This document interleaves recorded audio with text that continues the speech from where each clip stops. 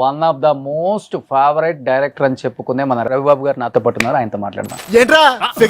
రే గుడిరాజు, నీ గూళ్ళు పెరిగిన కానీ మెదడు పెరగలేదురా. పోతు బొబ్బాస్ చెట్లా పెరిగావు. నేర్పండి రాడికి. 6.2 ఈ హైట్ వెయిట్ ఫస్ట్ నుంచి బాగా మెయింటైన్ చేస్తున్నారు కాబట్టి love marriage sir arranged marriage? నాది అరేంజ్ మ్యారేజ్. మా ఆవిడని ఒకసారి కలిసాను, మాట్లాడాము. మా ఫాదర్ని మళ్ళీ కలవమన్నారు. ఇంకా డిసైడ్ అవ్వాలి. ఆయనకి తెలిసింది మా ఫాదర్కి 3వ కూడా కలిశాను. మళ్ళీ 4వ కలవాలని మా ఫాదర్ చెప్పు తెగుతున్నాను. ఇప్పుడు ఇంతమందితో మీరు యాజ్ అ యాక్టర్ గా స్క్రీన్ షేర్ చేసుకున్నారు. నాకు భయం వేసింది నీ క్వశ్చన్. ఇంతమందితో స్క్రీన్ షేర్ చేసుకున్నారు కదా, ఎంతమందితో బెడ్ షేర్ చేసుకున్నారు, ఇలాంటిది ఏదో అడుగుతావని భయం వేసింది. ఆ తర్వాత అడుగుతాను కావాలంటే. అవునులోనేమో కెమెరా కదలకూడదు, అసలుకి రేజర్లోనేమో కెమెరా ఆగకూడదు. కరెక్ట్గా క్యాచ్ చేసేది. సినిమా వేయాలి అంత పెరగటం అనేది మంచికంటారా చెడుకంటారా? ఫస్ట్ డే వచ్చేది ఎవరు బ్రదర్? ఫ్యాన్స్ కదా. మరి అంత అభిమానం ఉన్న వాళ్ళ దగ్గర మనం ఎక్కువ డబ్బులు లాగేటువంటి తప్పు కదా. వాళ్ళకి ఫ్రీగా వేసేయాలి ఫస్ట్ డే షో. సో మే 8 అందరూ రేజర్ కి. బ్రదర్ నేను ఫ్రీగా మాత్రం చూపించలేను ఈ సినిమాని. మరి పాన్ ఇండియా పాన్ వరల్డ్ డబ్బా కొట్టుకునే మన హీరోస్ కి డైరెక్టర్స్ కి ఏం చెప్తారు మరి? పాన్ ఇండియా అనే మాట మీద I think it is stupid. మన కలెక్షన్స్ నార్త్ ఇండియాలో చూస్తే నవ్వు వస్తుంది మనకి. మొన్న ఏదో పెద్ద సినిమా రిలీజ్ అయింది తెలుగులో. అది ఓవరాల్ నార్త్ ఇండియా కలెక్షన్ రూపాయలు. చలపతిరావు గారు అంటే ఐ థింక్ ఒక్క ఇయర్ లోనే 102 రేపులు చేశారంట. నేను ఆయన పుష్ చేసేవాడిని నా సినిమాలో యాక్ట్ చేసేటప్పుడు. ఆయన చాలా చిరాకు పడిపోయాడు. ఆయన ఆ మహానటుడు ఎన్టీ రామారావు వచ్చిన వీడితో మాత్రం సినిమా చేయను అంటాడు అని చెప్పి వెళ్ళిపోయాడు. బట్ ఇండస్ట్రీకి వచ్చిన తర్వాత నాన్నగారికి ఎన్టీఆర్ గారికి అంత క్లోజ్నెస్ షార్ట్ టైమ్ లో ఎలా అసలు వర్కౌట్ అయింది? అసలు ఆయనకి ఎన్టీఆర్ అంటే దేవుడు. ఒక విధంగా చెప్పాలంటే మా ఫ్యామిలీ కంటే ఆయనకు రామారావు ఫ్యామిలీ అంటేనే ఎక్కువ ఇంట్రెస్ట్ ఉంటుంది. ఆయన సెల్ ఫోన్స్ వచ్చిన తర్వాత కూడా ఆయన స్క్రీన్ సేవర్ రామారావు బొమ్మే ఉంటుంది. రామారావుతో క్లాసిక్ బొమ్మ ఉంటుంది, ఇలా ఉంటుంది. ఆ బొమ్మే ఉంటుంది ఆయన. చంద్రబాబు గారు అరెస్ట్ బాగా ఫీల్ అయ్యారని విన్నాను sir. 100%. I felt bad. 73-year-old man CM చేసిన అతను ప్రాపర్ టాయిలెట్ కూడా ప్రొవైడ్ చేయకుండా ఒక ఇండియన్ టాయిలెట్ ప్రొవైడ్ చేసి అతన్ని ఇబ్బంది పడుతున్నాడు ఆయన అని చెప్పేసి తెలిసింది. That I felt bad. But అమ్మగారు ఎలా చనిపోయారు సార్? ఫుల్ బాటిల్ వేస్తాడు బాబు అనుకుంటారు. ఆయన అసలు టీ కాఫీ కూడా తాగడు. He doesn't smoke, he doesn't drink. అసలు ఏ అలవాటు లేదు ఆయన. Zero. Life long. Hi hello, welcome to Suman TV. నేను మీ రోషన్. భయం అంటే ఏంటో తెలియని వాడికి భయాన్ని దగ్గరగా చూపించిన ఒక డైరెక్టర్ ఆయననండి. One of the most favourite director అని చెప్పుకునే మన రవిబాబు గారు నాతో పాటు ఉన్నారు. ఆయనతో మాట్లాడదాం. నమస్తే అండి. నమస్తే రోషన్ గారు. ఇటు ఒకసారి చెప్పొచ్చు మీకు. Thank you for having Thalaiva, మా Telugu Thalaiva. Thank you for having me on your show Roshan. Sir Razor trailer చూస్తుంటే మళ్ళీ చాలా రోజులు అయిపోయింది అందరం భయపెట్టే ట్రైలర్ కాదు కదా. యా, లాట్ ఆఫ్ యాక్షన్ ఉంటుంది. Action, suspense, horror. అసలు మీలాగా ఎవరు సార్ అది మేకింగ్? అది అంత కష్టం, చాలా కష్టం దాన్ని హ్యాండిల్ చేయటం. మీకేంటి అది మధ్యలో కొంచెం ఉప్పేసి కలుపుకొని తాగినంత ఈజీగా ఉంటుంది, మాకు అలా ఉండదు. అలా అనిపిస్తుంది. కానీ నేను తీసే సినిమా కాంప్లికేటెడ్గా ఉన్న ప్రాసెస్ నాకు మైండ్లో కాంప్లికేటెడ్ ఉన్న చూసేవాడికి చాలా సింపుల్గా ప్రజెంట్ చేయడం ఇంపార్టెంట్. ఆ కాంప్లికేషన్తో మనం కథ చెప్తే అది ఎక్కదు కదా. సో అంత సింప్లిఫై చేసి స్టోరీని ప్రాపర్గా ఏ ఎమోషన్ అయితే అనుకుంటున్నావు, అది భయం అయితే భయం, నవ్వు అయితే నవ్వు, అది చెప్పడానికి ప్రాసెస్ కాంప్లికేటెడ్గా ఉండొచ్చు. కానీ ఆ ప్రాసెస్ పర్పస్ సింప్లిఫికేషన్ అనమాట. ఈ సినిమాలో అవునులోనేమో కెమెరా కదలకూడదు, అసలుకి రేజర్లోనేమో కెమెరా ఆగకూడదు. కరెక్ట్గా క్యాచ్ చేసావు బ్రదర్.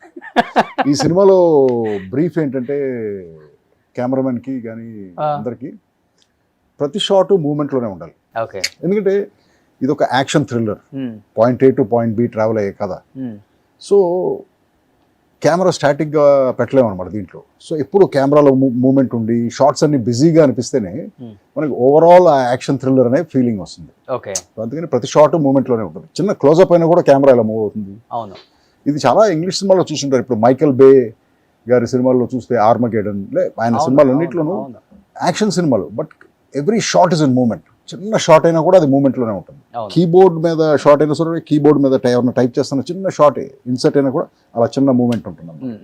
అలా అలా డిజైన్ చేసాం. కానీ అలా కదలకూడదని మైండ్ లో ఫిక్స్ అయిపోయిన తర్వాత బట్ సెట్ లోకి వెళ్ళిన తర్వాత ఆ స్పాంటేనిటీ మిస్ అవ్వదా సార్? No. ఎక్కడ కూడా క్రియేటివిటీ కానీ కొంచెం ఏది చేంజెస్? మీరు అడిగేది స్టాటిక్ కెమెరా షూటింగ్, అది ప్రీ డిజైన్డ్ కదా. ఓకే. అంటే ఇనిషియల్ గా 2-3 రోజులు ఫస్ట్ కెమెరామెన్ కన్ఫ్యూజ్ అయ్యాడు. ఆయన దగ్గరికి వస్తుంటే ఇలా ఎత్తేసేవాడు ఆయన. సో సార్ నేను ప్లీజ్ మన కెమెరా కదలకూడదు అనుకున్నాం, మీరు ఎందుకు సార్ సారీ అనేవాడు. ఓకే. అప్పుడు ఏం చేసేవాళ్ళు అంటే కెమెరాని ఎప్పుడు ఫైనల్ పొజిషన్కి కంపోజ్ చేసి పెట్టేవాడు. సో యాక్టర్ ఫస్ట్ పొజిషన్లో ఎక్కడున్నా పర్వాలేదు మనకి. సో ఫైనల్ పొజిషన్లో కెమెరాకి ఇచ్చిన మార్క్లో వచ్చి ఆగేటప్పుడు మాత్రం ఆ కాంపోజిషన్ పర్ఫెక్ట్గా ఉండాలి. సో అలా డిజైన్ చేసాం అనమాట. కానీ ఎంటర్ ది డ్రాగన్ లాంటి సినిమాలు చూసి పెరిగిన రఘుబాబు గారికి ఇప్పుడు ఉన్న ఈ సినిమాలు, ఈ లాజిక్స్ లేకపోతే ఇప్పుడు అసలు ఎక్కుతుందా మైండ్కి? చాలా కామెడీగా అనిపిస్తుంది, చాలా కామెడీగా అనిపిస్తుంది ఆ ఫైట్లు చూస్తుంటే. బట్ సర్ప్రైజింగ్ థింగ్ ఏంటంటే మన ఆడిటోరియం కూడా రిజెక్ట్ చేయట్లేదు దాన్ని. అవును. ఇప్పుడు యూట్యూబ్లో 10 ఫన్నీయెస్ట్ ఫైట్ సీక్వెన్సెస్ పెడితే 9 ఎన్నో తెలుగుగా ఉంటాయి ఎక్కువ. సో మరి బట్ ఆడిటోరియం యాక్సెప్ట్ చేస్తుంది. బట్ ఆడియన్స్ ఇస్ ఫైనల్ కదా. బట్ ఆడియన్స్ ఫైనల్ అయ్యి వాళ్ళు యాక్సెప్ట్ చేస్తున్నప్పుడు మనం ఏం చేయలేము దానికి. బట్ నా పర్సనల్ ఫీలింగ్ ఏంటంటే ఎప్పుడైతే డ్రామా ఫేక్గా ఉండి యాక్షన్ ఫేక్గా ఉంటే ఓవరాల్ సినిమాలో ఆ చిన్న ఫేక్నెస్ అనిపిస్తుంది. అందుకే మనం గొప్ప సినిమా అనిపించుకోలేకపోతున్నాం. బట్ ఇదే మనం రియల్గా ప్రజెంట్ చేస్తే, అదే ఫైట్స్ని రియల్గా ప్రజెంట్ చేసి ఆ డ్రామాని రియల్గా ప్రజెంట్ చేస్తే పే బ్యాక్ ఇంకా బెటర్గా ఉంటుంది, అక్లెయిమ్ కూడా అలాగే బెటర్గా ఉంటుందని నా ఫీలింగ్. కానీ ఇప్పుడు మరి పాన్ ఇండియా పాన్ వరల్డ్ అని డబ్బా కొట్టుకునే మన హీరోస్కి డైరెక్టర్స్కి ఏం చెప్తారు మరి ఆ విషయంలో? హీరోస్ డైరెక్టర్స్ గురించి నేను కామెంట్ లేదు. బట్ పాన్ ఇండియా అనే మాట మీద I think it is stupid brother. ఏంటి పాన్ ఇండియా అంటే? నాకు అర్థం అవట్లేదు. పాన్ ఇండియా అంటే ఏంటి అసలు? ఇండియా మొత్తం ఒకేసారి రిలీజ్ అయ్యే సినిమాను అంతే. చాలా సినిమాలు రిలీజ్ అవుతున్నాయి తెలుగులో నుంచి. మన మన మన కలెక్షన్స్ నార్త్ ఇండియాలో చూస్తే నవ్వు వస్తుంది మనకి. మొన్న ఏదో పెద్ద సినిమా రిలీజ్ అయింది తెలుగులో, అది పాన్ ఇండియా అని చెప్పేసి రిలీజ్ అయిందా సార్? రీసెంట్గా అయింది. నార్త్ ఇండియా మొత్తం రిలీజ్ చేశారు. ఓవరాల్ నార్త్ ఇండియా కలెక్షన్ 2,800 రూపాయలు అంట. 2,800 రూపాయలు. సో అంటే ప్రతి సినిమాకి యూనివర్సల్ అప్పీల్ ఉండదు. ఓకే. అలాగని చెప్పి మనం ప్రతి సినిమాని పాన్ ఇండియా చేయకూడదు. బట్ అందరూ ఎందుకో ట్రై చేస్తున్నారు, మరి we leave it to them. కానీ ఇప్పుడు 2,000 కోట్లు, 2,300 కోట్లు, 1,800 కోట్లు, 1,600 కోట్లు అన్ని చెప్తున్నారు కదా. జిట్రు మాకు తెలియదు బ్రదర్. అంటే నాతో 2,300 కలెక్ట్ చేసిన pan India movie first time నేను కూడా వింటాను నిజంగా. I don't know brother. ఏదో అంటే ఇది ఎవరో అఫీషియల్గా వచ్చి చెప్పట్లేదు మనకి. ఆ ఇన్స్టాగ్రామ్ పోస్టుల్లో కనపడుతుంది మనకి అంతే. అఫీషియల్గా ఏ ప్రొడక్షన్ హౌస్ వచ్చి ప్రెస్ మీట్ పెట్టి మా సినిమా ప్రొడ్యూసర్స్ అంతా ప్రెస్ మీట్ పెడుతున్నారు కదా సార్, ఇది 2,000 కోట్లు కలెక్ట్ చేసిందని చెప్తున్నారు కదా అఫీషియల్ గా. Then it may be true. అంతే కదా, మరి ప్రొడ్యూసర్స్ చెప్పినప్పుడు అది ట్రూ అయి ఉండాలి కదా. కానీ మీకు తెలిసిన లాజిక్ బయట వాళ్ళకి తెలియదు కదా. ఏంటది? మీరు ఆల్రెడీ ఒక ప్రొడ్యూసర్ గా ఎన్నో సినిమాలు తీస్తున్నారు. బట్ నేను ఈ కలెక్షన్స్ ట్రాక్ చేయటం ఏది అంత బ్రదర్, నీకు గొప్ప విషయం చెప్పాలి ఏంటంటే నాకు నా సినిమా మీద తప్ప మిగతా సినిమా మీద అసలు ఫోకస్ ఉండదు బ్రదర్. థాట్ ఉండదు. ఎవరు ఏం చేస్తున్నారు ఇదంతా అసలు నాకు అనవసరం అనమాట. నేను అసలు కంప్లీట్లీ డిటాచ్. నా ఒక ప్రాజెక్ట్ మీద నా ఫోకస్ ఉంటుంది. ఓకే. సో పక్కన వాడి, ఎందుకంటే ఇప్పుడు ఆ సినిమా హిట్ అయినా ఫ్లాప్ అయినా నన్నేం ఎఫెక్ట్ చేయదు కదా, అది నాకు సంబంధం లేదు.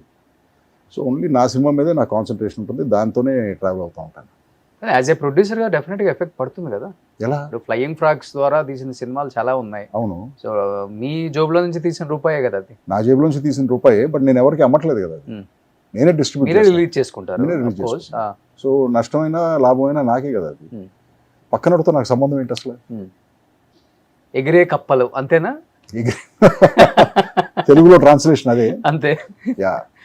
అది ఎలా వచ్చిందంటే, అది నేను అప్పుడు late 90s advertising company start చేస్తున్నాను, యాడ్ ఫిల్మ్స్ తీయటానికి. ఓకే.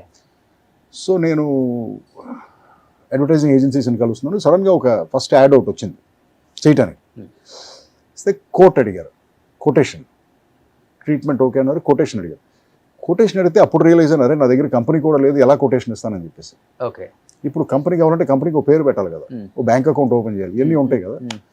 బట్ పేరే లేదు మన దగ్గర అని చెప్పేసి అప్పుడు మా దగ్గర ఉన్న పేర్లన్నీ ఏంటంటే ఏదో ఒక పేరు, రోషన్ ప్రొడక్షన్స్, లేకపోతే సురేష్ కాదు ఏదో మహేష్ ప్రొడక్షన్స్, రమేష్ ప్రొడక్ట్, ఇలా అన్నిటికీ ప్రొడక్షన్స్ అనే పేర్లే ఉండే ఏ కంపెనీకి అయినా సరే. లేకపోతే ఆర్ట్స్ అని ఉండే, ఏదో ఇలా ఉండే పేర్లు. సో ఇలా వద్దు నాకు పేరు. నేను ఫస్ట్ టైం పేరు నా లెటర్ హెడ్లోనో విజిటింగ్ కార్డులోనో నా పేరు చూడగానే ఫస్ట్ టైం చూడగానే గుర్తుండిపోవాలి. అని చెప్పేసి ఓ రోజు ఆఫీస్లో కూర్చొని టీవీ చూస్తుంటే ఏదో నేషనల్ జియోగ్రఫిక్లో ఏదో ప్రోగ్రామ్ వస్తుంది దాంట్లో కప్ప పిల్లలు ఉంటాయి. కప్ప పిల్లలు నీళ్ళల్లోకి ఎగిరి ఆకుల మీద ల్యాండ్ అవుతాయి. చూస్తే ఏదో flying tadpoles or flying out of water ఇలాంటిది ఏదో అంటున్నాడు అక్కడ వాయిస్ ఓవర్లో. ఫ్లయింగ్ ట్యాడ్పోల్స్ బాగాలేదు కదా. ట్యాడ్పోల్ అంటే చిన్న కప్ప అనమాట. Okay. So house frogs okay flying frogs ఏదో చిన్న ఎఫ్ ప్రాస కూడా ఏదో ఉందని చెప్పేసి వెంటనే డిజైనర్కి ఫోన్ చేసి ఫ్లయింగ్ ఫ్రాగ్స్ మీద లెటర్ డిజైన్ పంపించవా నైట్ నాకు రేపు పొద్దున్నే కోట్ ఇవ్వాలని చెప్పేసి కోట్ ఇచ్చేసి ఆ లెటర్ తీసుకెళ్ళి బ్యాంక్ అకౌంట్ ఓపెన్ చేసి ఇంకా అలా స్టిక్ అయిపోయింది. సో ఎప్పుడైతే నేను ఫ్లయింగ్ ఫ్రాగ్స్ అనే కోట్ పంపించానో వాళ్ళందరూ దాన్ని చూసి నవ్వుకుంటూ స్టార్ట్ చేశారు. ఓకే. సో నేను బాంబే కోర్టు పంపించిన, బెంగళూరు కోర్టు పంపించిన, ఇమ్మీడియట్గా రిజిస్టర్ అయిపోయింది. ఫ్లయింగ్ ఫ్రాగ్స్ అనగానే పనాలవాడు ఓకే అనేది ఇమ్మీడియట్గా కనెక్టివిటీ వచ్చేసింది అనమాట ఆ పేరులో ఉన్న ఫన్నీ ఫీల్తో. ఏంటంటే బహుశా ఏంటంటే ఆ టైంలో ఎక్కువ రామానాయుడు అండ్ ఏఎన్ఆర్, అన్నపూర్ణమ్మ అంటే వాళ్ళ పేర్లు లేకపోతే వాళ్ళ పిల్లల పేర్లు ప్రొడక్షన్స్ ఇదే ఉండేది అనమాట. ఇది కొంచెం యూనిక్ గా ఉంది ఆ టైంలో అసలు. అందుకే ఆ యూనిక్నెస్ కోసమే. తర్వాత అదే యూనిక్నెస్ నేను పోస్టర్లో కూడా తీసుకొచ్చేవాడిని. ఎలా అంటే నేను సినిమా తీసిన తర్వాత నేను కారు వేసుకు వెళ్తున్నప్పుడు అప్పుడంతా గోడల మీద కదా పోస్టర్లు ఎత్తికిచ్చాను, లేకపోతే ఆ హోర్డింగ్లో ఉండేది అంతే. సో ఇన్ని పోస్టర్లు ఉన్నాయి, అసలు ఏ సినిమాకని వెళ్తాడు ఎవడన్నా, లేకపోతే కార్లో మనం వెళ్ళేటప్పుడు రిజిస్టర్ అవుతుంది కదా. అది ఒక 15 పోస్టర్లు ఉంటాయి, 15 సినిమాల పోస్టర్లు. ఈ పోస్టర్లు అన్నింటిలోకి నా పోస్టర్ సెపరేట్గా కనపడాలి. కళ్ళు ఫస్ట్ నా పోస్టర్ మీదకి వెళ్ళాలి. ఓకే. ఈ యాటిట్యూడ్తోనే పోస్టర్స్ డిజైన్ చేసేవాడు స్టార్టింగ్ సినిమా అంటే. అందుకే ఆ పోస్టర్స్ కూడా చాలా యూనిక్గా ఉండేవి అనమాట. ఓకే. ఓకే. ఇప్పుడు చలపతిరావు గారు అంటే అందరికి గుర్తొచ్చేది ఒక మంచి నాన్న, పెదనాన్న, తాత, బాబాయ్ ఇలాంటి మంచి మంచి క్యారెక్టర్స్. అన్ని ఫ్యామిలీ మూవీస్ నాన్నగారు చేసింది. తర్వాత second part of the career లో స్టార్టింగ్ అంతా విలన్స్ కదా, విలన్స్ ఎక్కువ. రేపులు చలపతిరావు గారు కూడా అనేవాళ్ళు. ఐ థింక్ ఒక్క ఇయర్ లోనే 102 రేపులు చేశారంట. మరి స్టాటిస్టిక్ నాకు తెలియదు, బట్ అయి ఉండొచ్చు. త్రిశూలం లాంటి సినిమా షూటింగ్ జరుగుతుంటే ఆ విలేజ్ లో ఉన్న వాళ్ళు అసలు బయటికి రావడానికి భయపడ్డారంట చలపతిరావు గారు. అసలు ఆయన ఉన్నారు సెట్ లో అంటే ఆ ఇంపాక్ట్ ఎలా ఉండేది అసలు నాన్నగారు అంటే? మీరు బాగా చిన్నవాళ్ళు, బట్ మాకు తెలిసేది కదమ్మా. ఎందుకంటే మీరు చెప్పే షూటింగ్స్ అన్ని ఆంధ్రాలో జరిగాయి, మేమందరం చెన్నైలో ఉండేవాళ్ళం. ఓకే. సో మాకు అసలు ఆంధ్రాలో జరిగే షూటింగ్లుగా అసలు మా చదువుకునే వయసు కదా, స్కూల్కి వెళ్ళటం, రావటం, ఆడుకుంటాం, చదువు, ఎగ్జామ్స్ ఇవే ఉండే మనకి. సో మాకు ఈ టాపిక్స్ కానీ మీరు ఇప్పుడు చెప్పే ఇన్ఫర్మేషన్స్ కానీ చిన్నప్పుడు పెరిగేటప్పుడు అసలు మాకు తెలిసే కాదు. ఓకే. మ్యాగజైన్ లో కూడా వచ్చేది కాదు. మ్యాగజైన్స్ ఏం చదివేవాళ్ళం? తెలుగు మ్యాగజైన్స్ మాకు వచ్చాయి కదా, మా ఇంటికి వచ్చాయి కదా Telugu magazines. Okay. We don't know. అప్పుడంతా మౌత్ టాకే కదా సార్? డెఫినెట్ గా మౌత్ టాకే. మెడ్రాస్లో ఇంట్రెస్టింగ్ గా ఏముండేదంటే, మెడ్రాస్లో మేము పెరిగేటప్పుడు సినిమా ప్రివ్యూలు వేసేవాళ్ళు. ఎందుకంటే ఆ సినిమాలో పనిచేసిన టెక్నీషియన్స్, ఆర్టిస్టులు, వాళ్ళ ఫ్యామిలీస్కి ప్రొడ్యూసర్స్ ప్రాపర్గా ప్రివ్యూ వేసేవాళ్ళు. ఎందుకంటే సినిమా అక్కడ రిలీజ్ అయ్యేది కదా, మెడ్రాస్లో, ఆంధ్రాలో రిలీజ్ అయ్యేది కదా, కానీ ప్రొడక్షన్ కంపెనీస్ అన్ని చెన్నైలో ఉండేవాళ్ళు. ఓకే. సో అది చాలా ఇంట్రెస్టింగ్గా అనిపించేది మాకు. ఆ ప్రివ్యూకి వెళ్ళాలి అని చెప్పి మంచి బట్టలు వేసేసుకుని ప్రివ్యూకి వెళ్తే అక్కడ మంచి టిఫిన్స్ పెడతారు, ఈ ఉండే అనమాట. ఓకే. అంతేగాని నా కనెక్షన్ అంతవరకే సినిమాతో, ఆ ప్రివ్యూలకి వెళ్ళటం వరకే. కొంచెం నాన్నగారు సినిమాలు చూసినప్పుడు భయపడతారా? ఆయన గంభీర్యం, ఆయన మేము కోపం, సినిమాలో రౌద్రం చూస్తుంటే ఆయన నెక్స్ట్ లెవెల్ ఉంటుంది ఆ కట్అవుట్ కి. అవును. నాకంత అనిపించేది కదా, ఆయన ఎప్పుడు వస్తాడో అని చూడటం తప్ప స్క్రీన్ మీద. బట్ అంత భయం ఏమి అనిపించేది కదా. నేను ఆయన్ని పుష్ చేసేవాడిని నా సినిమాల్లో యాక్ట్ చేసేటప్పుడు. నేను అందరు యాక్టర్స్ని పుష్ చేస్తాను మ్యాక్సిమం పొటెన్షియల్ కోసం. ఆయన చాలా చిరాకు పడిపోయాడు. ఆయన ఒకసారి ఏదో సినిమాకి అవునులో యాక్ట్ చేశాడు. ఆయన అవునులో ఒక షాట్ ఉంది, ఆయన ఢిల్లీ రాజేశ్వరి గారు ఇంట్లో నుంచి బయటకు రావాలి. బయటకు వచ్చేటప్పుడు మెయిన్ డోర్ తర్వాత ఒక మెట్టు ఉంటుంది, ఆ తర్వాత పాత్వే ఉంటుంది. డైలాగ్ ఏంటంటే అక్కడ, ఏమండి సెల్ తీసుకున్నారా, అంతే డైలాగ్. అవ్వదు ఆయనకి డైరెక్షన్ ఎలా ఇచ్చానంటే, నేను తీసుకున్నాను అంతే డైలాగ్ అయింది. బట్ యాక్షన్ ఇచ్చాను ఏంటంటే, ఫస్ట్ ఇక్కడ టచ్ చేసుకోడాడి, ఇది జేబు, దాని తర్వాత తీసుకున్నాను, సెల్ ఇక్కడ ఉంది, ఇది కన్ఫర్మేషన్. ఏమండి సెల్ తీసుకున్నారా, తీసుకున్నాను, ఇంతే నువ్వు చేయాల్సింది. సరే ఫస్ట్ షాట్, ఫస్ట్ టేక్ పెట్టాడు. ఏమండి సెల్ తీసుకున్నారా, తీసుకున్నాను అన్నాడు. డాడీ ఆ జేబులో సెల్ లేదు కదా అన్నాను. Okay, 1 more, start camera, action. ఏమండి సెల్ తీసుకున్నారా, తీసుకున్నాను. కాదు డాడీ, నేను నీకు చెప్పిన యాక్షన్ ఏంటి, ఫస్ట్ ఇక్కడ టచ్ చేసుకోమన్నాను, తర్వాత ఇక్కడ టచ్ చేయమని. అన్న ఇంకా చూశాడు. వెళ్ళి స్టార్ట్ కెమెరా, యాక్షన్. ఏమండి సెల్ తీసుకున్నారా, రెండు ఒకేసారి ఎందుకు? ఓకే. ఇలా అది ఇది అయ్యి ఒక 8 టేక్లు అయింది. చాలా సీరియస్ అయిపోయాను, చాలా కోపం వచ్చింది ఆయనకి. ఎందుకంటే ఆ మెట్టు దిగి రావాలి ప్రతి షాట్కి. పైగా నేను మిగతా ఆర్టిస్టులు అందరి ముందు ఇన్ని టేకులు అడుగుతున్నాను నేను. ఇప్పుడు ఈ సీనియర్ ఆర్టిస్టులు అందరూ ఏంటంటే బయట వెళ్ళి యాక్ట్ చేసేటప్పుడు ఒక టేక్ చేస్తారు, ఓకే థ్యాంక్ యూ అంటారు. అవతలాడు మరి అడగటానికి ఇబ్బందో లేకపోతే వీడు చేసిందే కరెక్ట్ అనుకుంటారో తెలియదు నాకు. But for me it is not like that. Maybe my father who ever, but short పర్ఫెక్ట్గా రావాలి. నేను చెప్పింది నీకు ఎందుకు ఇంకెందుకు నేను ఇష్టం వచ్చినట్టు చేసినప్పుడు. ఇప్పుడు నేను చెప్పిన యాక్షన్ ఇంకా న్యాచురల్గా ఉందా? చాలా న్యాచురల్. ఏమండి సెల్ తీసుకున్నారా? తీసుకున్నాను. 8 టేక్లు అయినాయి. తర్వాత షార్ట్ ఓకే వచ్చి అందరి ముందు నన్ను ఆ మహానటుడు ఎన్టీ రామారావు వచ్చిన వీడితో మాత్రం సినిమా చేయను అంటాడని చెప్పేసి వెళ్ళిపోయాడు.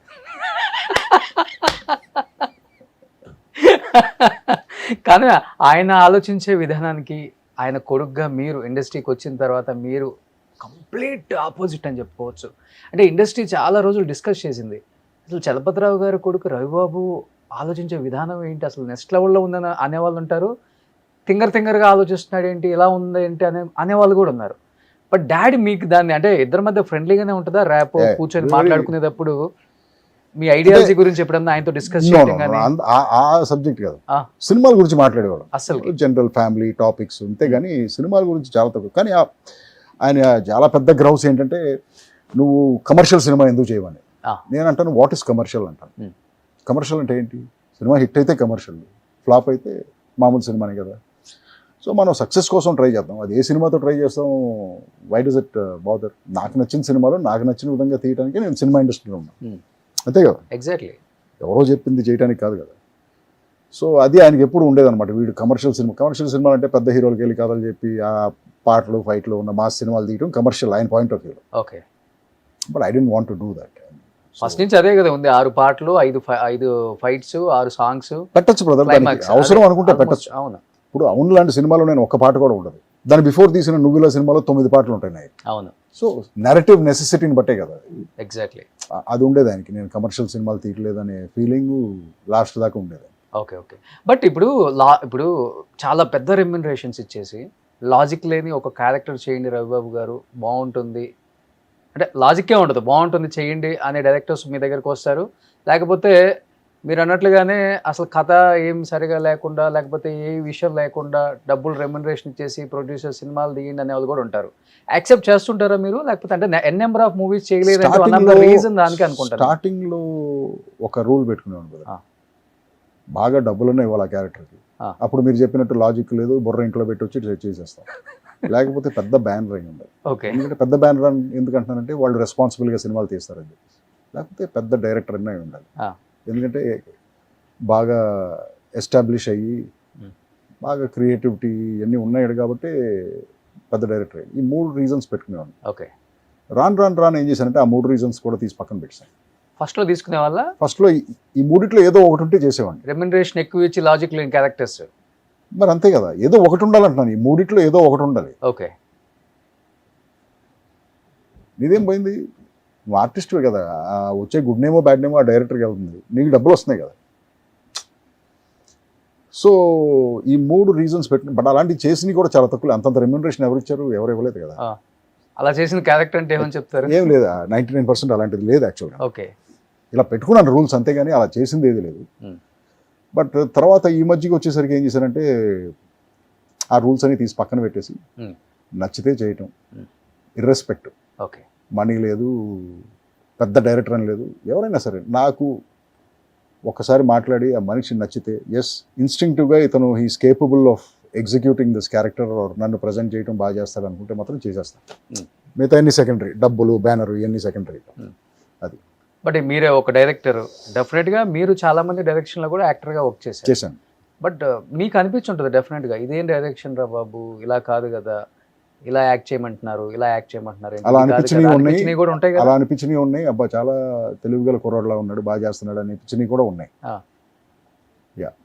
అలా అనిపించింది ఏదైనా ఒక మూవీ పేర్లు చెప్పకూడదు బ్రదర్, ఎందుకంటే ఇట్స్ నాట్ కరెక్ట్, పేర్లు చెప్పకూడదు.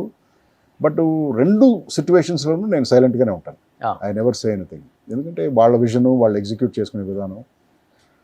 నేను ఎంత ఇరిటేట్ అయినా కూడా బయటికి చూపించుకుంటే ఎగ్జాక్ట్గా వాళ్ళు చెప్పింది చేసి ఎగ్జిక్యూట్ చేసి వచ్చేస్తాం. కొన్ని ఎంజాయ్ చేస్తాం, ఏదంటే అవతల డైరెక్టర్ బాగా ఎగ్జిక్యూట్ చేస్తున్నాడని మనకు ఫీలింగ్ ఉంది, మన బాగా ప్రజెంట్ చేస్తున్నాడని feel, then you enjoy the process. కానీ మిమ్మల్ని హ్యాండిల్ చేసేటప్పుడు డైరెక్టర్స్ కొంచెం భయపడుతుంటారా, లేకపోతే చాలా ఫ్రీగానే ఉంటావా? చిన్న టెన్షన్ ఉంటుంది కదా. రవిబాబు గారు కదా అంటే బికాజ్ నేను కూడా డైరెక్టర్ని కదా, సినిమాలు తీసాను, డైరెక్టర్ని ప్రొడ్యూసర్ని చాలా చేశాను కాబట్టి మేబీ ఫస్ట్ టైం చేసే వాళ్ళకి కొంచెం టెన్షన్ ఉండొచ్చు, ఎలా హ్యాండిల్ చేయడం అవుతుందని చెప్పేసి. బట్ వన్స్ దే ఒక సీన్ నాతో చేసిన తర్వాత they are like very free. Because నేను వాళ్ళని అంత భయపెట్టే విధంగా ఉండను కదా నేను. సో వాళ్ళతో కలిసిపోయి వాళ్ళతో సరదాగా ఉండటం వల్ల then they become free. But Ravibabu garu, మీరు ఫస్ట్ ఇనిషియల్గా వచ్చినప్పుడు ఒకసారిగా అల్లరి అమ్మాయిలు అబ్బాయిలు లేకపోతే సోగ్గాడు ఇవన్నీ చూడగానే ఓకే ఈయన కూడా మంచి కామెడీ సినిమాలు తీస్తారు, నాన్నగారు లాగా, అండ్ తర్వాత మన ఈయన అల్లరి నరేష్ గారు ఫాదర్ ఈవీవి సత్యనారాయణ గారు లాగా ఒక మంచి డైరెక్టర్ అనుకున్న తర్వాత ఒకసారిగా మీ హారరు ఈ సస్పెన్స్ థ్రిల్లర్ చూసిన తర్వాత అందరూ షాక్ అయ్యారు. ఒక డైరెక్టర్లో ఇన్ని యాంగిల్స్ చాలా కష్టం, అండ్ దట్టు కామెడీ సినిమాలు చేసేవాళ్ళు ఈ సినిమాలు తీయలేరు. అవును, ఎందుకంటే ఇక్కడ కూడా తీసిన కామెడీగానే తీస్తారు మళ్ళీ. అంటే ఇక్కడ డైరెక్షన్ చేసిన వాళ్ళు ఆ డైరెక్షన్ చేయలేరు, ఈ జోన్లోనే ఉంటారు వాళ్ళు. మీరు ఒక్క డైరెక్టర్ పేరు చెప్పండి, కామెడీ సినిమాలు తీసిన డైరెక్టర్, సస్పెన్స్ థ్రిల్లర్ తీశారు. బ్రదర్, డైరెక్టర్ అంటే ఎవరంటే, డైరెక్టర్ అనేవాడు ఒక క్రాఫ్ట్స్ మ్యాన్. ఏ సినిమానైనా నా స్టైల్లోనే తీస్తాననేవాడు స్టూపిడ్ బ్రదర్. సో డైరెక్టర్ అనేవాడు అంటే ఇప్పుడు నువ్వు చూస్ చేసుకున్న జానర్కి అడాప్ట్ అవుతూ ఉండాలి.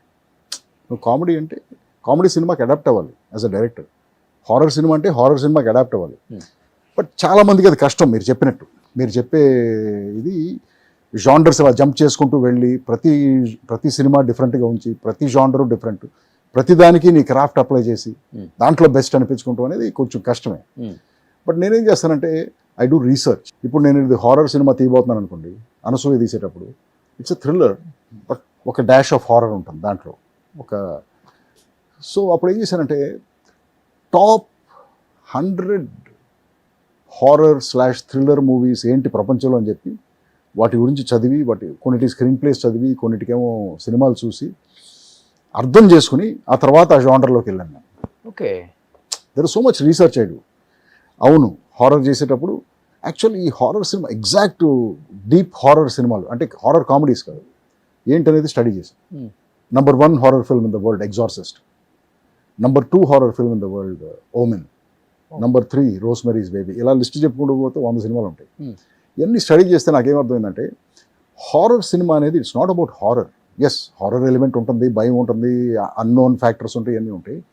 బట్ ఫండమెంటల్ లేయర్ ఏంటంటే ప్రతి గ్రేట్ హారర్ ఫిల్ము ఒక ఫ్యామిలీ స్టోరీ. ఎగ్జాక్ట్లీ. ఎగ్జార్సిస్ట్ ఒక మదర్ అండ్ డాటర్ స్టోరీ, ప్యారల్గా ఒక మదర్ అండ్ సన్ స్టోరీ దాంట్లో ఇన్బిల్ట్ ఉంటుంది. ఎస్, దీంట్లో హారర్ ఉంటుంది, ఆ problem is horror driven. Omen it's a family story between a mother, father and their little child. Final dilemma ఏంటి, నా కొడుకుని చంపాలా వద్దా నేను, because is the devil. It's a father and son story. Rosemary's baby, husband and wife కడుపులో devil's baby ఉంది. So it is always a family story. So అందుకే అవును కూడా చూడండి, it is like a husband and wife story more than captain Raju or horror. It is a husband and wife story, the story between them అంతే.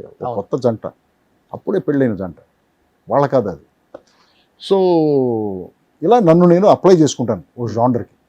ఇప్పుడు Razor ఉంది, ఇప్పుడు Razor is an action thriller. So top action thrillers last cinema ప్రొడక్షన్లోకి వెళ్ళే ముందు 1.5 years నేను చూసిన సినిమాలు అన్నీ యాక్షన్ థ్రిల్లర్స్. ఎప్పటి నుంచి 70s నుంచి లేటెస్ట్ 2015, 2020 దాకా. ఓకే. సో అన్నీ చూసి ఓహో యాక్షన్ థ్రిల్లర్ అంటే ఇదనమాట ఫార్మాట్, ఇలా తీయాలన్నమాట, కథ నెరేషన్ ఇలా ఉండాలన్నమాట. నేను మీకు చెప్పాను ప్రతి షార్ట్ మూమెంట్లో ఉండాలన్నమాట. సో ఇవన్నీ అర్థం చేసుకున్న తర్వాత then I apply myself to the film. అంతే. సో ఇప్పుడు మీరు నాకు కామెడీ ఇచ్చినా అలాగే అప్లై అవుతాను, నేను హారర్ ఇచ్చినా అలాగే చెప్తాను, లవ్ స్టోరీ ఇచ్చినా అలాగే చెప్తాను. నేను చూసిన సినిమాలన్నీ చేసిన సినిమా ఇప్పుడు నేను సాంగ్స్ తీయాలన్నా అలాగే అప్లై అవుతాను. ఒక 500 మ్యూజిక్ వీడియోస్ చూస్తాను ముందు, అసలు సాంగ్ అంటే ఏంటో అర్థం చేసుకుంటాను. ఓకే. ఆ తర్వాత తీయటం స్టార్ట్ చేస్తాను. సినిమా అనేది ఎగ్జామ్, నువ్వు బాగా చదువుకుని వెళ్ళకపోతే ఫెయిల్ అవుతావు కదా. అంతే. సేమ్ నేను ఇలాగే బాగా చదువుకుని బాగా రీసెర్చ్ చేసి సినిమా తీస్తాను అంతే. కానీ ఫస్ట్ కామెడీ తీసి తర్వాత ఇది తీశారు కాబట్టి ఓకే, ఫస్ట్ అవి తీసి ఇవి తీస్తే కష్టం అంటే మీరు రావటమే.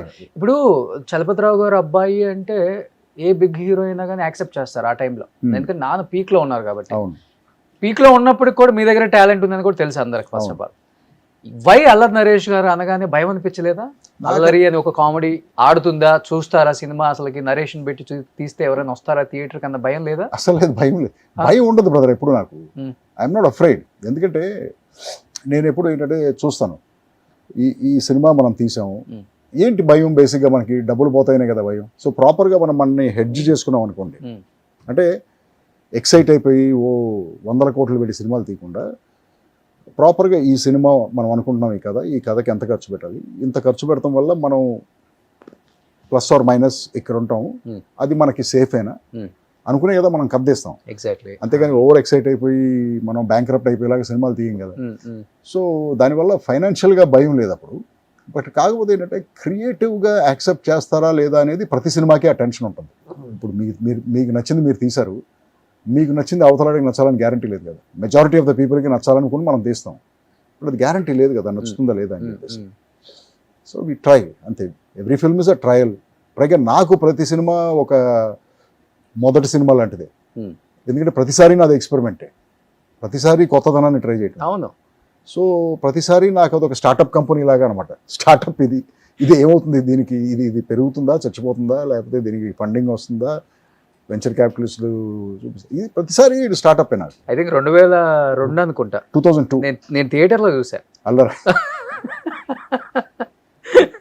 అమ్మాయిలు అబ్బాయిలు థియేటర్లో చూసా. అవును. మన చనిపోయాడు విజయ్, పొట్టి విజయ్ పాపం, అతనితో ఈ బ్యాక్ లో అది కనిపించడానికి అయిపోయి it was those uh times బాగా ఎంజాయ్ చేసాం బ్రదర్ ఈ సినిమాలు తీసేటప్పుడు అంతా. Because you're young, it was fun. అవును, మనకున్న బ్యాచ్ అందరూ అలాంటి వాళ్ళే. అవును. సో అనుకున్నట్టు చేసుకుంటూ వెళ్ళిపోయాం, పెద్ద రెస్ట్రిక్షన్ లేదు, ఆపేవాళ్ళు లేరు. ఇది యాక్సెప్ట్ చేస్తారా లేదా అని భయం అస్సలు లేదు. సో ఆ క్రియేటివ్ ఫ్రీడమ్ ఉన్నప్పుడు మైండ్లో, then you're able to create and generate so much madness. ఇప్పుడు ఫర్ ఎగ్జాంపుల్ ఇప్పుడు వచ్చే సినిమాలను చూస్తే, ఆ సినిమాలను చూస్తే ఇప్పుడు నథింగ్ అనిపిస్తాయి కదా మనకి. అవును. ఎందుకంటే మనం అప్పుడు చేసిన మ్యాడ్నెస్, అప్పుడు క్రియేట్ చేసిన వైల్డ్నెస్ సినిమాల్లో ఇప్పుడు వచ్చే సినిమాల్లో అంత ఉండలేదు కదా. కానీ అల్లరికి ఎంత అయింది బడ్జెట్ మీకు? 84 lakhs అయింది. 84 lakhs. సో ఎగ్జాక్ట్ గా అదే అవుతుందని దిగారు మీరు కూడా. 80 lakhs అవుతుంది అనుకున్నాం, 4 లక్షలు ఎక్కువ ఖర్చు పెట్టాను. నేనే ఖర్చు పెట్టాను కావాలని. అంటే అదేదో సమ్ టెక్నికల్ ఇష్యూస్ వచ్చినాయి అప్పుడు. ఒక షాట్లో చీకట్లో ఎక్కడో ఒక లైట్ మెన్ నడిచి వెళ్తున్నాడు, ఎక్కడో మైకులు కనపడుతున్నాయి, ఎక్కడో ఒక డోర్ ఫ్రేమ్ విరిగిపోయి ఉంది, ఇలాంటి చిన్న చిన్న షాట్లు ఉన్నాయి. ఒక 20 షాట్లు ఉన్నాయి సినిమాలో. వదిలేయచ్చు, జనం పట్టించుకోరు. బట్ నాకెందుకో అది సాటిస్ఫాక్షన్ అనిపించక, అప్పుడే కంప్యూటర్ గ్రాఫిక్స్ కొత్తగా వస్తుంది మన దేశంలోకి, చిన్న చిన్నవన్నీ చేస్తున్నారు. సో దాంతో ఆ గ్రాఫిక్స్లో టచ్అప్ చేయడానికి 4 లక్షలు ఖర్చు అయింది. నానే పెట్టారు ప్రొడ్యూసర్గా? No, I'm the producer. అదే ఇంకా మా ఫాదర్ని అడగలేదు అసలు ఎప్పుడు నేను డబ్బులు. ఐఎమ్ ద ప్రొడ్యూసర్, నా డబ్బులే. అప్పటికి 84 lakhs ఉన్నాయి మీ దగ్గర.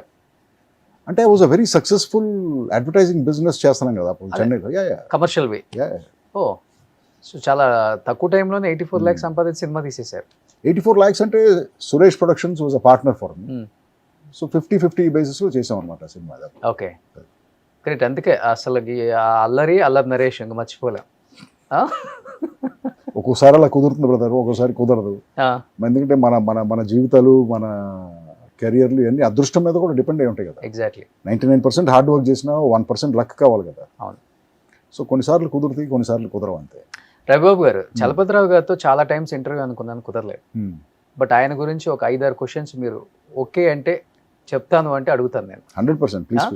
ఎందుకంటే చలపతిరావు గారికి అమితమైన ఇష్టం రవిబాబు గారు అంటే, ప్రపంచం అని చెప్పుకోవచ్చు. ఆ జోన్లో నుంచి ఆయన బయటికి రాలేక చాలా రోజులు కొడుకే ప్రపంచం అనుకున్న రోజులు కూడా చాలామంది నాతో మాట్లాడారు, సీనియర్ యాక్టర్స్ కూడా. అంటే నాన్న ఇండస్ట్రీకి వచ్చిన తర్వాత, ఇండస్ట్రీకి రాకముందు కూడా చెప్పాలంటే మంచి లైఫ్ అయింది. వాళ్ళ మేనత్తలు కావచ్చు, వాళ్ళు కావచ్చు, చాలా బాగా చూసుకున్నారు నేను విన్నాను. బట్ ఇండస్ట్రీకి వచ్చిన తర్వాత నాన్నగారికి ఎన్టీఆర్ గారికి అంత క్లోజ్నెస్ షార్ట్ టైంలో ఎలా అసలు వర్కౌట్ అయింది అసలు? అది that was before my time brother. ఆ క్వశ్చన్కి నేను ప్రాపర్ ఆన్సర్ ఇవ్వలేను. ఒక్కొక్కసారి అంతే బ్రదర్, మనం మనుషులతో కనెక్ట్ అయిపోతాం. Hmm. ఆయనకి ఎన్టీఆర్ అంటే దేవుడు. Hmm. మరి ఆ దేవుడికి భక్తుడు అంటే ఎందుకు అంత ఇష్టమో నాకు తెలియదు. ఎప్పుడు చెప్పలేదు నాన్న. ఆయన సొంత ఫ్యామిలీ మెంబర్ లాగా ఫీల్ అయ్యాడు. ఆయన రామారావు గారి ఫ్యామిలీ మెంబర్ లాగానే ఫీల్ అయ్యాడు. ఒక విధంగా చెప్పాలంటే మా ఫ్యామిలీ కంటే ఆయనకు రామారావు ఫ్యామిలీ అంటేనే ఎక్కువ ఇంట్రెస్ట్ ఉంటుంది. ఆల్మోస్ట్ అంత భక్తుడు అనమాట ఆయన రామారావుకి.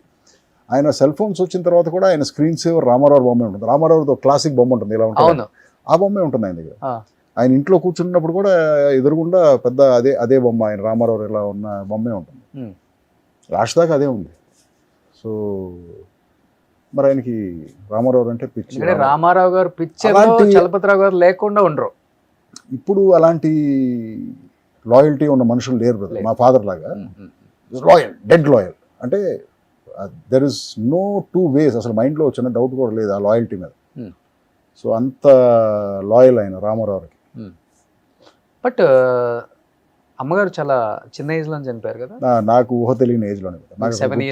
నాకు 6 years అనుకుంటా. నాకు అసలు గుర్తు కూడా లేదు. బట్ చలపతిరావు గారు చెప్పాలంటే హీరో మెటీరియల్, అంత బాగుంటారు. Very handsome man, very handsome. 6'2" ఎంత ఉంటాడు ఆయన. Fair light ice, curly hair, చాలా వెరీ హ్యాండ్సమ్ మ్యాన్. అవును. కానీ రామారావు గారు 10% నాకు కూర్చుంటే బాగుండేది. మీరు కూడా ఇంచుమించు అలానే ఉంటారు చలపతిరావు గారు లాగే. హైట్ వచ్చింది ఆయనకంటే, హైట్ ఏమో, బట్ మిగతా రాలేదు మనకి. బట్ అమ్మగారు ఎలా చనిపోయారు సార్ అసలు? ఇది చాలా మందికి తెలీదు. బట్ ఆమె కూడా యాక్ట్ చేశారు కదా డ్రామాలలో, యాక్ట్ చేశారు నేను. మేబీ కాలేజ్ డేస్ లేదన్నా కానీ, నాట్ ఇన్ మూవీస్. నాకు అసలు కరెక్ట్గా తెలియదు బ్రదర్ ఇది. ఎందుకంటే నేను ఎప్పుడు మా ఫాదర్తో ఈ టాపిక్ మాట్లాడలేదు, మా మదర్ గురించి. ఆయన ఎప్పుడు మాతో తీసుకురాలేదు టాపిక్. నాకు చూచాయిగా గుర్తుంది. పెరిగే ఏజెస్లో మిగతా వాళ్ళు మాట్లాడే దాన్ని బట్టి నాకు అర్థమైంది ఏంటంటే, మద్రాస్లో మా చిన్నప్పుడు వాటర్ షార్టేజ్ ఉండేది.